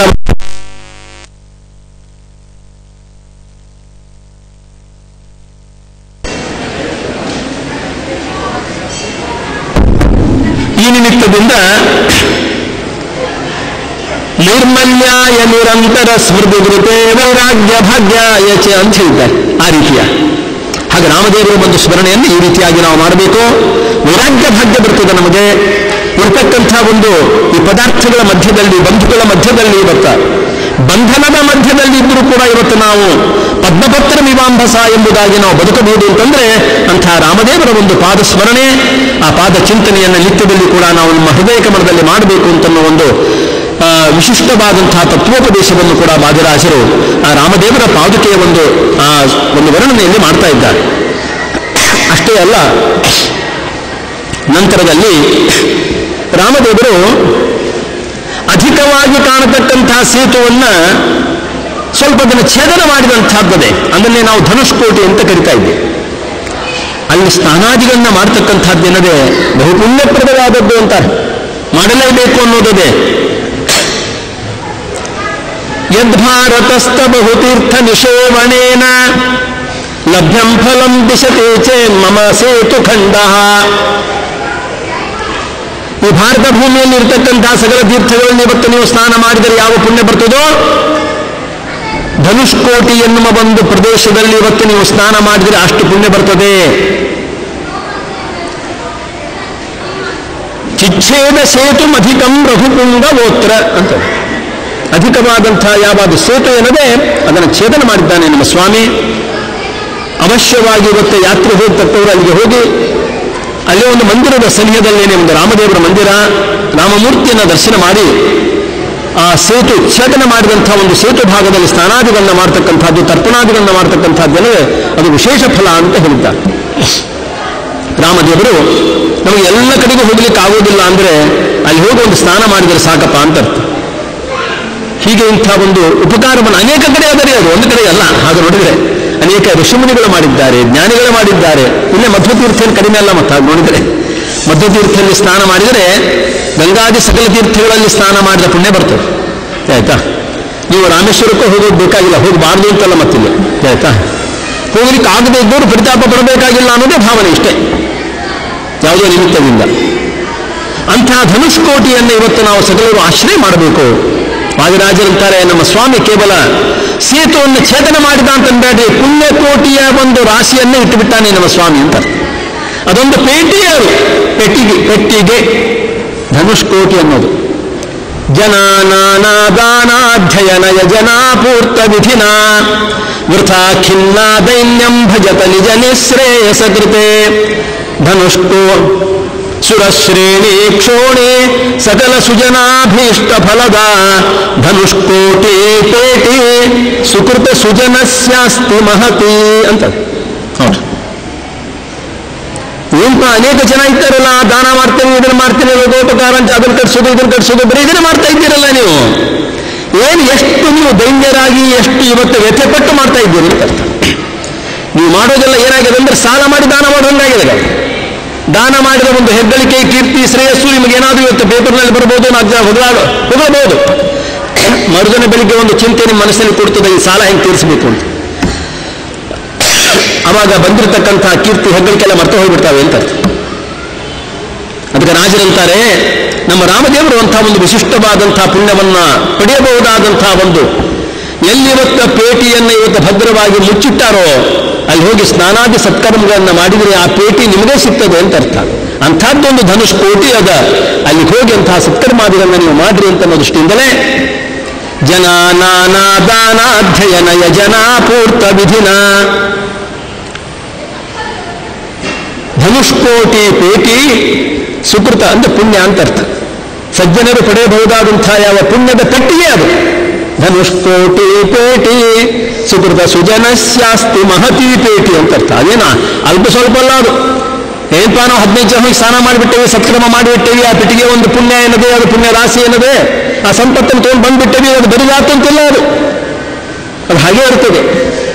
ಅದು ರಾಮದೇವರಿಂದ ಅನುಗ್ರಹಿತವಾದಂಥದ್ದು ಆ ಸ್ಥಳ. ಆದ್ದರಿಂದ ಹೀಗೆ ರಾಜರು ಆ ಧನುಷ್ಕೋಟೆಯಲ್ಲಿ ರಾಮದೇವರು ಚಿಚ್ಛೇದ ಸೇತುಮಧಿಕಂ ರಘುಪುಂಗಗೋತ್ರ ಯಾವ ಧನುಷ್ಕೋಟೆಯನ್ನು ಹೇಗೆ ಅವನು ನಿರ್ಮಾಣ ಮಾಡಿದ ಆ ಪುಣ್ಯಸ್ಥಳವನ್ನು ಅದನ್ನು ಕೂಡ ಆಶ್ರಯ ಮಾಡಬೇಕು ಅನ್ನೋದನ್ನು ಸ್ಪಷ್ಟವಾಗಿ ತಿಳಿಸಿ ಆ ರಾಮದೇವರನ್ನು ಸ್ತೋತ್ರ ಮಾಡ್ತಾರೆ.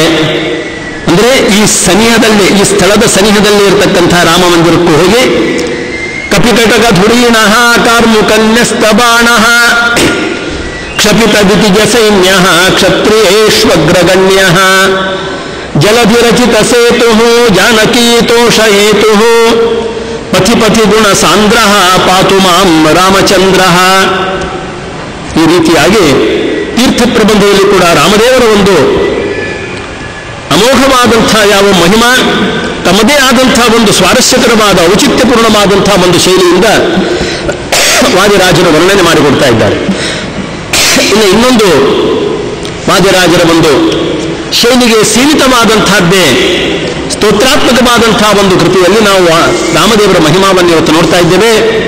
ಅದೇ ದಶಾವತಾರ ಸ್ತುತಿಯಲ್ಲಿ ಕೂಡ ವಾದಿರಾಜರು, ಯದ್ಯಪಿ ಅದು ದಶಾವತಾರ ಸ್ತುತಿ ಅಂತದೆ, ಅದರಲ್ಲಿ ಹಯಗ್ರೀವ ಸ್ತುತಿ ಅದೇ, ಧನ್ವಂತರಿ ಇವೆಲ್ಲ ಕೊನೆಗೆ ಸಾರಂಗಪಾಣಿ ಸ್ತುತಿ ಕೂಡ ಬರ್ತೀನಿ ನೋಡ್ರಿ. ಪ್ರಧಾನವಾಗಿ ಅವರ ಉದ್ದೇಶ ಇರುವುದು ದಶಾವತಾರ ಸ್ತುತಿಯನ್ನು ಮಾಡಲಿಕ್ಕೆ ಹೊರಟಿರೋದು. ಆ ದಶ ಅವತಾರಗಳಲ್ಲಿ ಕೂಡ ಇವತ್ತು ರಾಮ ಮತ್ತು ಕೃಷ್ಣದೇವರಿಗೆ, ಅಂದರೆ ಕೃಷ್ಣಾವತಾರಗಳಿಗೆ ಮೀಸಲಾದಂತಹ ಶ್ಲೋಕಗಳ ಸಂಖ್ಯೆನೇ ಹೆಚ್ಚು ಅಂತ. ಹೀಗೆ ವಾದಿರಾಜರು ತಾವು ಮಾಡಿದಂತಹ ಯಾವ ದಶಾವತಾರ ಸ್ತುತಿಯಲ್ಲಿ ಕೂಡ ಅವರು ರಾಮದೇವರನ್ನು ಈ ರೀತಿಯಾಗಿ ಕೊಂಡಾಡ್ತಾ ಇದ್ದಾರೆ. ಶ್ರೀರಾಮ ಲಕ್ಷ್ಮಣ ಶುಕಾರಾಮ ಭೂರವತು ಗೌರಾಮಲಾಮಿತ ಮಹೋ ಹಾರಾಮರಸ್ತುತ ಯಶೋ ರಾಮ ಕಾಂತಿ ಸುತನೋ ರಾಮ ಲಬ್ಧ ಕಲಹ ಸ್ವರಾಮ ವರಿಯರಿಪು ವೀರಾಮಯರ್ಧಿಕರ ಚಿರಾಮಲಾವೃತ ಕಟೆ ಸ್ವರಾಮ ದರ್ಶನ ಜಮಾರಾಮಯಾಭಿಗತ ಘೋರಾಮನೋಹೃತ ಹರ ಅಂತ ಈ ರೀತಿ. ಇಲ್ಲಿ ಪದಚ್ಛೇದ ಮಾಡಿದರೆ ಮಾತ್ರ ಗೊತ್ತಾಗ್ತದೆ, ಹೀಗೆ ಇದನ್ನು ಪಠಣ ಮಾಡಿದರೆ ಗೊತ್ತಾಗೋದಿಲ್ಲ ನಮಗೆ. ವಾದಿರಾಜರಿಂದ ಅರ್ಚಿತನಾದಂಥ ಯಾವ ಹೈವದನ ಮೂರ್ತಿಯ ಪ್ರಸನ್ನತೆಯ ಕಾಲದಲ್ಲಿ ಸಾಕ್ಷಾತ್ ಸಮಗ್ರಾಂಗ ರೂಪದಿಂದ, ಅಪೂರ್ಣ ಬಿಳಿ ಕುದುರೆ ರೂಪದಿಂದ ಇವತ್ತು ಪರಮಾತ್ಮ ಬರ್ತಿದ್ದ, ಆವಿರ್ಭೂತನಾಗ್ತಾ ಇದ್ದ. ವಾದಿರಾಜರು ಈ ಸ್ತೋತ್ರವನ್ನು ಹೇಳುವ ಹಂತದಲ್ಲಿ ಇದಕ್ಕೊಂದು ತಾಳ ಇದೆ, ಅದಕ್ಕೆ ಅಶ್ವಧಾಟಿ ತಾಳ ಅಂತೇನಂತೀವೋ, ಆ ತಾಳಕ್ಕನುಗುಣವಾದಂಥ ಯಾವತ್ತನ್ನು ಹೆಜ್ಜೆಯನ್ನು ಇಡ್ತಾ ನರ್ತನ ಮಾಡ್ತಾ ತಾನೂ ಕೂಡ ಕುಣಿದು ತಣಿದು ವಾದಿರಾಜರನ್ನು ಸಂತೋಷಪಡಿಸ್ತಾ ಇದ್ದ ಸ್ವಾಮಿ. ಇದು ನಿತ್ಯದಲ್ಲಿ ಆಗತಕ್ಕಂಥದ್ದು. ಈ ಸಂದರ್ಭದಲ್ಲಿ ಆ ಹಯಗ್ರೀವಾತ್ಮಕನಾದಂಥ ಪರಮಾತ್ಮನ ಅನೇಕ ಅವತಾರಗಳನ್ನ ವಾದಿರಾಜರು ಸ್ತೋತ್ರ ಮಾಡಿದ್ದು ಈ ಯಾವ ನಮಗೆ ಸ್ತೋತ್ರದಲ್ಲಿ ಸಿಗ್ತದೆ. ಇಲ್ಲಿ ಏನಂತಾರಂದ್ರೆ ಶ್ರೀರಾಮ ಲಕ್ಷ್ಮಣ ಶುಕಾರಾಮ ಭೂಹು ಮೊದಲೇ, ಹೇ ಶ್ರೀರಾಮ ಸಂಬೋಧನ, ಲಕ್ಷ್ಮಣ ಶುಕಾರಾಮ ಭೂಹು, ಲಕ್ಷ್ಮಣ ಎನ್ನುವ ಒಂದು ಗಿಳಿ ಏನದೆ ಪಾಪ ಅದು ಸಂತಸ ತುಂಬಿ ಇವತ್ತು ಅರಣ್ಯಕ್ಕೆ ಹೋದರೂ ಕೂಡ ರಾಮದೇವರ ಪಾದವನ್ನೇ ಆಶ್ರಯಿಸಿಕೊಂಡು ಇರತಕ್ಕಂಥದ್ದು. ಅಂಥ ಒಂದು ಸ್ಥಾನ ನೀನು ಅಂತ ಅರ್ಥ. ಲಕ್ಷ್ಮಣನೆಂಬತಕ್ಕಂಥ ಯಾವ ಒಂದು ಗಿಳಿ ನಿನ್ನನ್ನೇ ಆಶ್ರಯಿಸಿಕೊಂಡಿದೆ ಅಂತ ಹೇಳಬೇಕಾಗಿ. ಅಪರಿಮಿತವಾದಂಥ ಯಾವ ತೇಜಪುಂಜ ಅಂದರೆ ತೇಜದಿಂದ ಕೂಡಿದ ನಿತ್ಯ ನಿರ್ಮಲವಾದಂಥದ್ದು, ಪರಿಶುದ್ಧವಾದಂಥದ್ದು, ಒಳ್ಳೆ ಇಂಥ ಹಾರದಿಂದ ಯುಕ್ತನಾದಂಥ ಹೇ ಶ್ರೀಹರಿ, ಅಮರಸ್ತುತ ಯಶ ನೀನು. ದೇವತೆಗಳೇ ನಿನ್ನನ್ನು ಕೊಂಡಾಡ್ತಾರೆ, ನಿನ್ನ ಕೀರ್ತಿಯನ್ನು. ವೇದ ಪ್ರತಿಪಾದ್ಯ ನಿನ್ನ ಮಹಿಮಾ, ವೇದಾಭಿಮಾನಿ ದೇವತೆಗಳೇ ಕೊಂಡಾಡ್ತಾ ಇದ್ದಾರೆ. ಆ ರೀತಿಯಾಗಿ ರಾಮಕಾಂತಿ ಸುತನೋ ಅಂತ ಅರ್ಥ. ಸಕಲರೂ ಕೂಡ ಇವತ್ತು ಆಶ್ಚರ್ಯಗೊಳ್ಳಬೇಕು, ಪ್ರಭಾವಿತರಾಗಬೇಕು, ಆಕರ್ಷಿತರಾಗಬೇಕು ಅಂಥ ಕಾಂತಿಯುಳ್ಳ ಒಳ್ಳೆ ಕೋಮಲವಾದಂಥ ನಿನ್ನ ಒಂದು ಶರೀರ ಅಂತಂತಾರೆ ವಾದಿರಾಜ. ರಾಮಲಬ್ಧ ಕಲಹ, ಮಿಥಿಲಾ ಪಟ್ಟಣಕ್ಕೆ ಹೋಗಬೇಕು, ಸೀತಾ ಸ್ವಯಂವರದಲ್ಲಿ ಇವತ್ತ ಗುರುಗಳಾದಂಥ ವಿಶ್ವಾಮಿತ್ರ ಆದೇಶದಂತೆ ಧನುರ್ಭಂಗವನ್ನು ಮಾಡಿ ಸೀತಾದೇವಿಯ ಪಾಣಿಗ್ರಹಣ ಮಾಡಬೇಕು ಅಂತ ರಾಮದೇವರು ಹೊರಟಾಗ ಮಧ್ಯದಲ್ಲಿ ಎದುರಿಗೆ ಬಂದವರು ಯಾರು ಅಂತ ಪರಶುರಾಮದೇವರು ಅಂತ. ಅದು ದೇವರದೇ ಇನ್ನೊಂದು ರೂಪ. ಅಂತಹ ಯಾವ ಒಂದು ರೂಪವನ್ನ, ಆ ರೂಪ ಎದುರಿಗೆ ಬಂದಾಗ ಸ್ವತಃ ರಾಮದೇವರು ಅವರೊಂದಿಗೆ ಅಂತಹ ಕಲಹವನ್ನು ಮಾಡಿದ್ದಾರೆ. ಅದಕ್ಕೆ ರಾಮಲಬ್ಧ ಕಲಹ ಅಂತಂತ. ಸ್ವರಾಮವರ್ಯ ರಿಪು ವೀರಾಮಯರ್ಧಿಕರ. ಸ್ವರಾಮ ಅಂದ್ರೆ ಸ್ವರ್ಗ, ಸ್ವ ಅಂದ್ರೆ ಸ್ವರ್ಗ. ಅಲ್ಲಿ ಒಳ್ಳೆ ಸೌಖ್ಯದಿಂದ ಇರತಕ್ಕಂತಹ ಅನೇಕ ದೇವತೆಗಳಿದ್ದಾರೆ. ದೇವಶ್ರೇಷ್ಠನ ಅಂತ ಇಂದ್ರದೇವರಿದ್ದಾರೆ. ಯಾವಾಗಲೂ ಇಂದ್ರದೇವರು ಇವತ್ತು ತನಗೆ ಸ್ಥಾನ ಪಲ್ಲಟ ಆಗಬಹುದು ಅಂತ ತಿಳ್ಕೊಂಡಿರ್ತಾರೆ ಪಾಪ. ಯಾವಾಗ ದೈತ್ಯರು ಬಂದು ಇವತ್ತು ಆಕ್ರಮಣ ಮಾಡ್ತಾರೋ ಗೊತ್ತಿಲ್ಲ. ಅಂಥ ಯಾವ ದೈತ್ಯರಿಗೆ ದೇವತೆಗಳ ಪ್ರಾರ್ಥನೆ ಮೇರೆಗೆ ಅವರಿಗೆ ಅನಾರೋಗ್ಯ ಅಂದರೆ ಆಪತ್ತು ರೂಪವಾದಂತಹ ರೋಗವನ್ನು ಕೊಡ್ತಕ್ಕವ, ಅಭಿವೃದ್ಧಿ ಮಾಡುವ ರಾಮದೇವರು ಅಂತ. ಕಪಿಗಳೆಲ್ಲರೂ ಕೂಡ ಇವತ್ತು ರಾಮದೇವರ ಒಂದು ನಾಮಸ್ಮರಣೆಯಿಂದ ಸಂತಸಗೊಂಡು ಇವತ್ತು ಪುಲಕಿತರಾದರೆ ರಾವಣನ ಒಂದು ಭಕ್ತರು ಸೇವಕರಿಗೆ ಆಗತಕ್ಕಂಥ ನೋವು ಯಾರು ಹೇಳಬೇಕದು? ಆ ರಾಮನಾಮಸ್ಮರಣೆಯ ಒಂದು ಸ್ಮರಣೆ ಒಂದೇ ಅಕ್ಷರ ಇದ್ರೂ ಕೂಡ ಆಗತಕ್ಕಂಥ ಒಂದು ಪ್ರಭಾವ, ಅದರ ಫಲ ಅದು ವಿಪರೀತವಾದದ್ದು ಅಂತ ಅರ್ಥ. ದೈವಿ ಸ್ವಭಾವದವರಿಗೆ ಸಂತೋಷ, ಆಸುರಿ ಸ್ವಭಾವದವರಿಗೆ ನೋವು. ಈ ರೀತಿಯಾಗಿ ಚೀರಾಮಲಾವೃತಕಟೆ, ನಾರುಬಟ್ಟೆಯನ್ನು ನಿನ್ನ ಕಟಿ ಪ್ರದೇಶಕ್ಕೆ ಇವತ್ತು ನೀನು ಸುತ್ತಕೊಂಡು ನಿಂತಿಯಲ್ಲೋ ಸ್ವಾಮಿ, ನೀನು ಅರಣ್ಯಕ್ಕೆ ಬಂದರೆ ಅಂತ ಅರ್ಥ. ಆ ರೀತಿಯಾಗಿ ಇನ್ನು ಸ್ವರಾಮ ದರ್ಶನ ಜಮಾರಾಮಯಾಭಿಗತ ಘೋಳಾ ಮನೋರಥಹರ.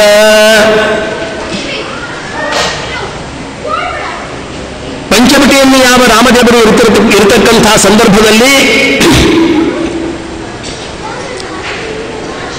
ಈ ರಾಮನನ್ನು ತಾನು ವರಿಸಬೇಕು ಅನ್ನೋ ದೃಷ್ಟಿಯಿಂದ ಒಂದು ರೂಪವನ್ನು ಸ್ವೀಕಾರ ಮಾಡಿಕೊಂಡು ಯಾವ ಶೂರ್ಪನಿಗೆ ಬಂದಳಲ್ಲ, ಅವಳ ಮನೋರಥವನ್ನು ಇವತ್ತು ನೀನು ನಾಶ ಮಾಡಿಬಿಟ್ಟಿ ಸ್ವಾಮಿ. ನೀನು ಸಾಮಾನ್ಯನಲ್ಲ.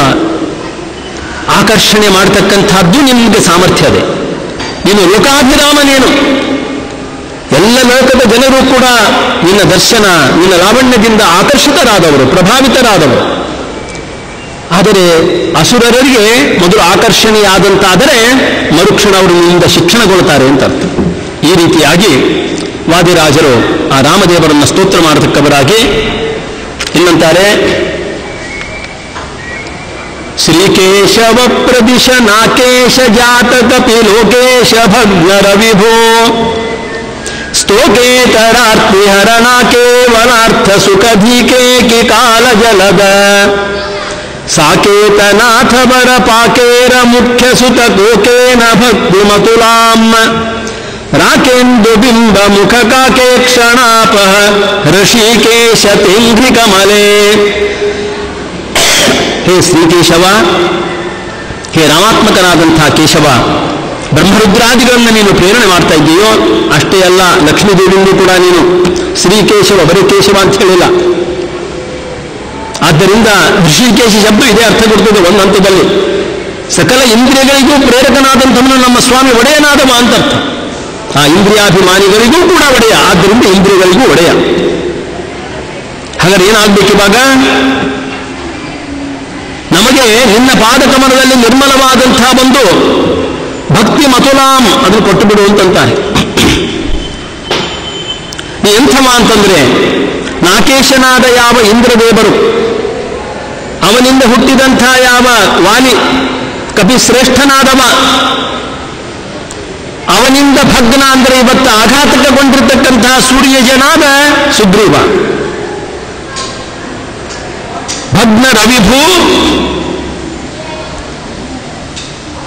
ಮತ್ತು ಇತರರಾದಂಥವರ ಒಂದು ಆರ್ತಿ ಏನದೆ ಅದು ಕಡಿಮೆ ಅಲ್ಲ. ಅದು ಅಂದರೆ ಸುಗ್ರೀವಾದಿಗಳಿಗೆ ಆಗಿರ್ತಕ್ಕಂತಹ ಒಂದು ಕ್ಲೇಶ ಏನದೆ ಅದನ್ನು ಪೂರ್ತಿ ಹರಣ ಮಾಡಿದಂತಹ ಹೇ ರಾಮಚಂದ್ರ, ಕೇವಲ ಅರ್ಥ ಸುಖವನ್ನೇ ಬಯಸತಕ್ಕಂಥವರಲ್ಲ ಯಾವ ದೇವತೆಗಳು ಅವತಾರ ಮಾಡಿದರೂ ಕೂಡ ಅಕೇವಲ ಅರ್ಥ ಸುಖ ಅವರು. ಅಂಥ ಯಾವ ಚಾತಕ ಚಕ್ರವಾಕ ಪಕ್ಷಿಗಳಿಗೂ ಕೂಡ ನೀನು ಚಾತಕ ಚಕ್ರವಾಕ ಪಕ್ಷಿಗಳಿಗೆ ಹೊಸ ಮಳೆ ಆಗತಕ್ಕಂತಹ ಒಂದು ಸಂದರ್ಭ ಬಂದರೆ, ಮೋಡಗಳು ಕಂಡ್ರೆ ಇವತ್ತು ನರ್ತನ ಮಾಡಲಿಕ್ಕೆ ಶುರು ಮಾಡ್ತೇವೆ. ಇನ್ನು ಮಳೆ ಆಗ್ತಾ ಇರೋದಿಲ್ಲ, ಆಗ್ಬಹುದು ಅಂತ ತಿಳ್ಕೊಂಡೆ. ಆ ರೀತಿಯಾಗಿ ಅಂಥ ಯಾವ ನೀನು ಆ ಯಾವ ಚಕ್ರವಾಕ ಪಕ್ಷಿಗಳಂತೆ ಇರತಕ್ಕಂಥವರಿಗೆ ನೀನು ಮೇಘದಂತೆ ಇದ್ದೀಯಾ, ಅವರ ಅಭಿಷ್ಟವನ್ನು ಪೂರ್ತಿ ಮಾಡತಕ್ಕವನು ನೀನು. ಸಾಕ್ಷಾತ್ ಅಯೋಧ್ಯಾಧಿಪತಿ ಒಬ್ಬರಲ್ಲ, 100 ಜನ ಇವತ್ತು ಸೂರ್ಯವಂಶದ ರಾಜರು ಈ ಅಯೋಧ್ಯೆಯನ್ನೇ ಇವತ್ತು ಮುಖ್ಯ ಕೇಂದ್ರವನ್ನಾಗಿಟ್ಟುಕೊಂಡು ಈ ದೇಶವನ್ನು ಆಳಿದ್ದಾರಲ್ಲ ಧರ್ಮವಂತರಾಗಿ. ಅಂಥ ಒಂದು ಪಂಥಕ್ಕೆ ನೀನು ಕೂಡ ಸೇರತಕ್ಕವ ಅಂತನ್ನುವುದನ್ನು ತೋರಿಸ್ತಾ, ಇರಮುಖ್ಯ ಸುತ ಕೋಕೇನ, ಸಾಕ್ಷಾತ್ ವಾಯುದೇವರ ಮಕ್ಕಳಾದಂತಹ ಹನುಮಂತ ದೇವರು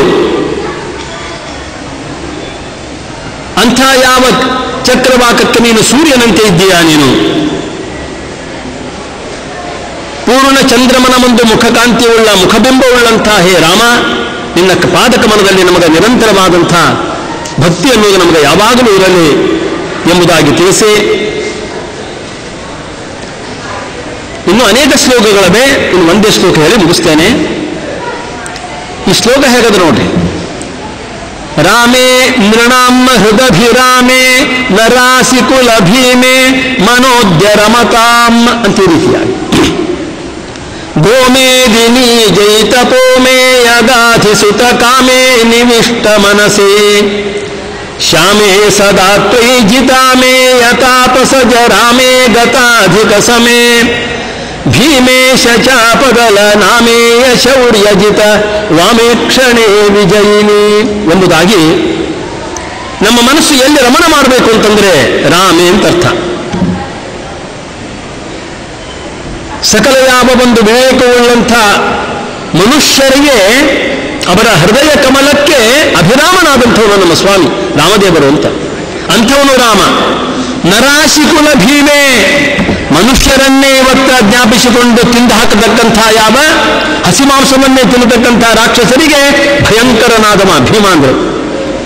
ಅದ್ಯ ಮನಃ ರಮತಾಂ, ನನ್ನ ಮನಸ್ಸು ಇಂಥ ಯಾವ ರಾಮದೇವರ ಒಂದು ಪಾದಕಮನದಲ್ಲಿ ಅದು ರಮಣವಾಗಲಿ ಅಂದರೆ ಆಸಕ್ತವಾಗಲಿ ಅಂತ ಹೇಳ್ತಾ ಇದ್ದಾರೆ. ಈ ರಾಮದೇವರಿಗೆ ಸಮಾಧಿಕರಾದಂಥ ಇನ್ನೊಬ್ಬ ಯೋಧರೇ ಇಲ್ಲ ಇವತ್ತು. ಚತುರ್ದಶ ಭುವನಗಳನ್ನು ಇವತ್ತು ನಾವು ಜಾಲಾಡಿದರೂ ಕೂಡ ಗತಾಧಿಕ ಸಮಯ ಅಭಯಂಕರವಾದಂಥ ರುದ್ರದೇವರಿಂದ ಅಭಿಮನ್ಯವಾದಂತಹ ಒಂದು ಧನುಷನ್ನು ನಮ್ಮ ಸ್ವಾಮಿ ಎಷ್ಟು ಸರಾಗವಾಗಿ ಸ್ಫುಟವಾಗಿ ಇವತ್ತು ಆಯಾಸವಿಲ್ಲದಲ್ಲೇ ಅದನ್ನು ಭಂಗ ಮಾಡಿಬಿಟ್ಟ ನೋಡಿ. ಅಂಥ ಸೀತಾದೇವಿಯ ಪಾಣಿಗ್ರಹಣವನ್ನು ಮಾಡಿ ವಿಜಯಶಾಲಿಯಾದಂತಹ ಈ ರಾಮದೇವರ ಒಂದು ಪಾದಕಮಲದಲ್ಲಿ ರಾಮನಲ್ಲಿ ನಮ್ಮ ಮನಸ್ಸು ಇವತ್ತು ರಮಣ ಮಾಡಲಿ ಎಂದರೆ ಆಸಕ್ತಿಯನ್ನು ಹೊಂದಲಿ ಅಂತ ವಾದಿರಾಜರು ಇನ್ನು ಅನೇಕ ಶ್ಲೋಕಗಳವೆ ಈ ದಶಾವತಾರ ಸ್ತುತಿಯಲ್ಲಿ ಕೂಡ. ಇದಲ್ಲದೆ ಇನ್ನೊಂದು ದಶಾವತಾರ ಸ್ತುತಿಯನ್ನು ಮಾಡಿದ್ದಾರೆ ವಾದಿರಾಜರು. ಅದರಲ್ಲಿ ಕೂಡ ಒಂದು ಶ್ಲೋಕದಿಂದ ಇವತ್ತು ರಾಮದೇವರ ಒಂದು ಮಹಿಮಾ, ಯಾಕಂದರೆ ಅವತಾರಕ್ಕೆ ಸಂಬಂಧಪಟ್ಟಂತಹ ಒಂದು ವರ್ಣನೆಯನ್ನು ಮಾಡ್ತಾರೆ. ಕನ್ನಡದಲ್ಲಿ ಇವತ್ತು ಇಡಿಬಿಡಿಯಾದಂತಹ ದಶಾವತಾರ ಸ್ತುತಿ ರೂಪವಾದಂತಹ ಅನೇಕ ಪದಗಳುಂಟು. ನಂತರ ದಶಾವತಾರ ವರ್ಣನೆ ನಮಗೆ ಉಪಲಬ್ಧವಾಗತಕ್ಕಂಥ ಅವರ ಅಖಂಡ ಕೃತಿಗಳು ಬೇರೆ. ಅಂಥ ಯಾವ ಕೃತಿಗಳಲ್ಲಿ ಕೂಡ ವಾದಿರಾಜರು ಇವತ್ತ ಮನದುಂಬಿ ಮತ್ತು ವೇದೋಕ್ತವಾದಂಥ ಒಂದು ರಾಮದೇವರ ಒಂದು ಮಹಿಮಾ ಏನಿದೆ ಅದನ್ನು ತಮ್ಮದೇ ಆದಂಥ ಒಂದು ಕಮನೀಯ ವಾಣಿಯಲ್ಲಿ ಶೈಲಿಯಲ್ಲಿ ಅದನ್ನು ವರ್ಣನೆ ಮಾಡಿ ಒಳ್ಳೆ ಚಮತ್ಕಾರದಿಂದ ರಾಮದೇವರ ಒಂದು ಮಹಿಮಾ ಅದು ಯಾವ ರೀತಿ ಸ್ಫುಟವಾಗಬೇಕು, ನಮ್ಮ ಮನಸ್ಸಿಗೆ ಅಲ್ಲಿ ಅಚ್ಚು ಮೂಡಬೇಕು, ಆ ರೀತಿಯಾಗಿ ಅವರು ಸ್ತೋತ್ರ ಮಾಡಿಕೊಟ್ಟು ಪರಮೋಪಕಾರವನ್ನು ಮಾಡಿದವರು. ಹೀಗೆ ಇನ್ನೂ ಒಂದದೆ ರಾಮಕೃಷ್ಣ ಚಾರಿತ್ರ ಸಂಗ್ರಹ ಅಂತ ಒಂದು ಬೇರೆ ಇದೆ. ಅದಕ್ಕೆ ಕವಿ ಕದಂಬ ಕಂಠಭೂಷ ಅಂತ ಕರೀತಾರೆ. ಒಂದೇ ಶ್ಲೋಕದಲ್ಲಿ ಸಮಗ್ರ ರಾಮಾಯಣವನ್ನು ವಾದಿರಾಜರು ಸಂಗ್ರಹ ಮಾಡಿಕೊಟ್ಟಿದ್ದಾರೆ, ಒಂದೇ ಶ್ಲೋಕದಲ್ಲಿ ಅಂತ ಅರ್ಥ. ಕೌಸಲ್ಯಾಸುತ ತಾಟಕಾಮಥ, ತಾಟಕಾಂ ಅಥ ಅಂತಿಲ್ಲ ಪದಚ್ಛೇದ, ತಾಟಕ ಮಥ ಮಥನಾತೀತಿ ಮಥ ಅಂತ ಅರ್ಥ. ಈ ರೀತಿ ಹೀಗೆ ಒಂದೇ ಒಂದು ಪದದಿಂದಲೂ ಕೂಡ ಒಂದೊಂದು ರಾಮಾಯಣದ ಘಟ್ಟಗಳನ್ನು ಕೂಡ ವಾದಿರಾಜರು ನಮಗೆ ಸ್ಪಷ್ಟವಾಗಿ ತಿಳಿಸ್ತಾ ರಾಮದೇವರನ್ನ ಕೊಂಡಾಡಿ ಸ್ತುತಿ ರೂಪವಾಗಿ ಪ್ರಾರ್ಥನಾ ರೂಪವಾಗಿ ಅವರು ಮಾಡಿಕೊಟ್ಟಿರ್ತಕ್ಕಂಥ ಈ ಒಂದು ಸಾಹಿತ್ಯ ಏನದೆ ಅದು ಅದ್ಭುತವಾದದ್ದು. ಒಬ್ಬ ಋಜುವರೆಣ್ಯರು ಮಾಡಿಕೊಟ್ಟಿರ್ತಕ್ಕಂಥ ಒಂದು ಸಾಹಿತ್ಯದಿಂದ ಪರಮಾತ್ಮನನ್ನು ಕೊಂಡಾಡಿದರೆ ಭಗವಂತ ಬೇಗನೆ ಪ್ರೀತನಾಗ್ತಾನೆ ಅನ್ನೋ ದೃಷ್ಟಿಯಿಂದಲೂ ಕೂಡ ವಾದಿರಾಜರಿಗೆ ಬಂದು ರಾಮದೇವರನ್ನ ಕೊಂಡಾಡತಕ್ಕಂಥ ಒಂದು ಸ್ತುತಿರೂಪವಾದ ಸಾಹಿತ್ಯ ಇದು ಅನನ್ಯ ಅಂತ ಈ ರೀತಿಯಾಗಿ ನಾವು ನಿವೇದನೆ ಮಾಡ್ತಾ ಈ ರಾಮೋತ್ಸವ ಸಂದರ್ಭದಲ್ಲಿ ಇಂಥ ಒಂದು ಅವಕಾಶವನ್ನು ಕೊಟ್ಟಿರ್ತಕ್ಕಂಥ ಶ್ರೀಮಠದ ಪರಮಪೂಜ್ಯ ಶ್ರೀಪಾದಂಗಳವರಿಗೂ ಹಾಗೂ ಕೂಡ ಇತರರಿಗೂ ನಾನು ಕೃತಜ್ಞತೆಯನ್ನು ಸಮರ್ಪಣೆ ಮಾಡಿ ಇಲ್ಲಿವರೆಗೆ 4 ಮಾತುಗಳನ್ನು ಹೇಳಿದ್ದೇನೋ ಈ ವಾಕುಸುಮಗಳನ್ನು ಪರಮಪೂಜ್ಯ ಗುರುಗಳ ಅಂತರ್ಯಾಮಿಯಾದಂಥ ಶ್ರೀ ವಿಶ್ವೋತ್ತಮ ತೀರ್ಥ ಗುರುವಂತರ್ಗತ ವಾದಿರಾಜ ಗುರುವಂತರ್ಗತ ಮಧ್ವಾಂತರ್ಗತ ಹಯಗ್ರೀವಾತ್ಮಕ ಶ್ರೀ ಕೃಷ್ಣದೇವರಿಗೆ ಸಮರ್ಪಣೆ ಮಾಡ್ತಾ ಇದ್ದೇನೆ. ಶ್ರೀಕೃಷ್ಣ ಅರ್ಪಣಮಸ್ತು. ಇಲ್ಲಿಯವರೆಗೆ ರಾಮಾಯಣದ ವಿಷಯವಾಗಿ ರಾಜರು ಏನೆಲ್ಲ ವಿಷಯಗಳನ್ನು ಹೇಳಿದ್ದಾರೆ ಬೇರೆ ಬೇರೆ ಗ್ರಂಥಗಳಲ್ಲಿ, ಆ ಎಲ್ಲ ಆಕರಗಳಿಂದ ಆ ರಾಜರು ಹೇಳಿರ್ತಕ್ಕಂತಹ ಮಾತಿನಿಂದ ರಾಮದೇವರ ಸ್ತೋತ್ರವನ್ನು ನಡೆಸಿ ಇಲ್ಲಿ ವಿಶೇಷವಾದ ಪ್ರವಚನವನ್ನು ನೀಡಿರುವಂತಹ ಪೂಜ್ಯ ಆಚಾರ್ಯರಿಗೆ ಶ್ರೀಮಠದ ಪರವಾಗಿ ಹೃತ್ಪೂರ್ವಕ ಧನ್ಯವಾದಗಳನ್ನು ಅರ್ಪಣೆ ಮಾಡ್ತಾ ಶ್ರೋತೃವೃಂದಕ್ಕೂ ಧನ್ಯವಾದಗಳನ್ನು ಅರ್ಪಣೆ ಮಾಡ್ತಾ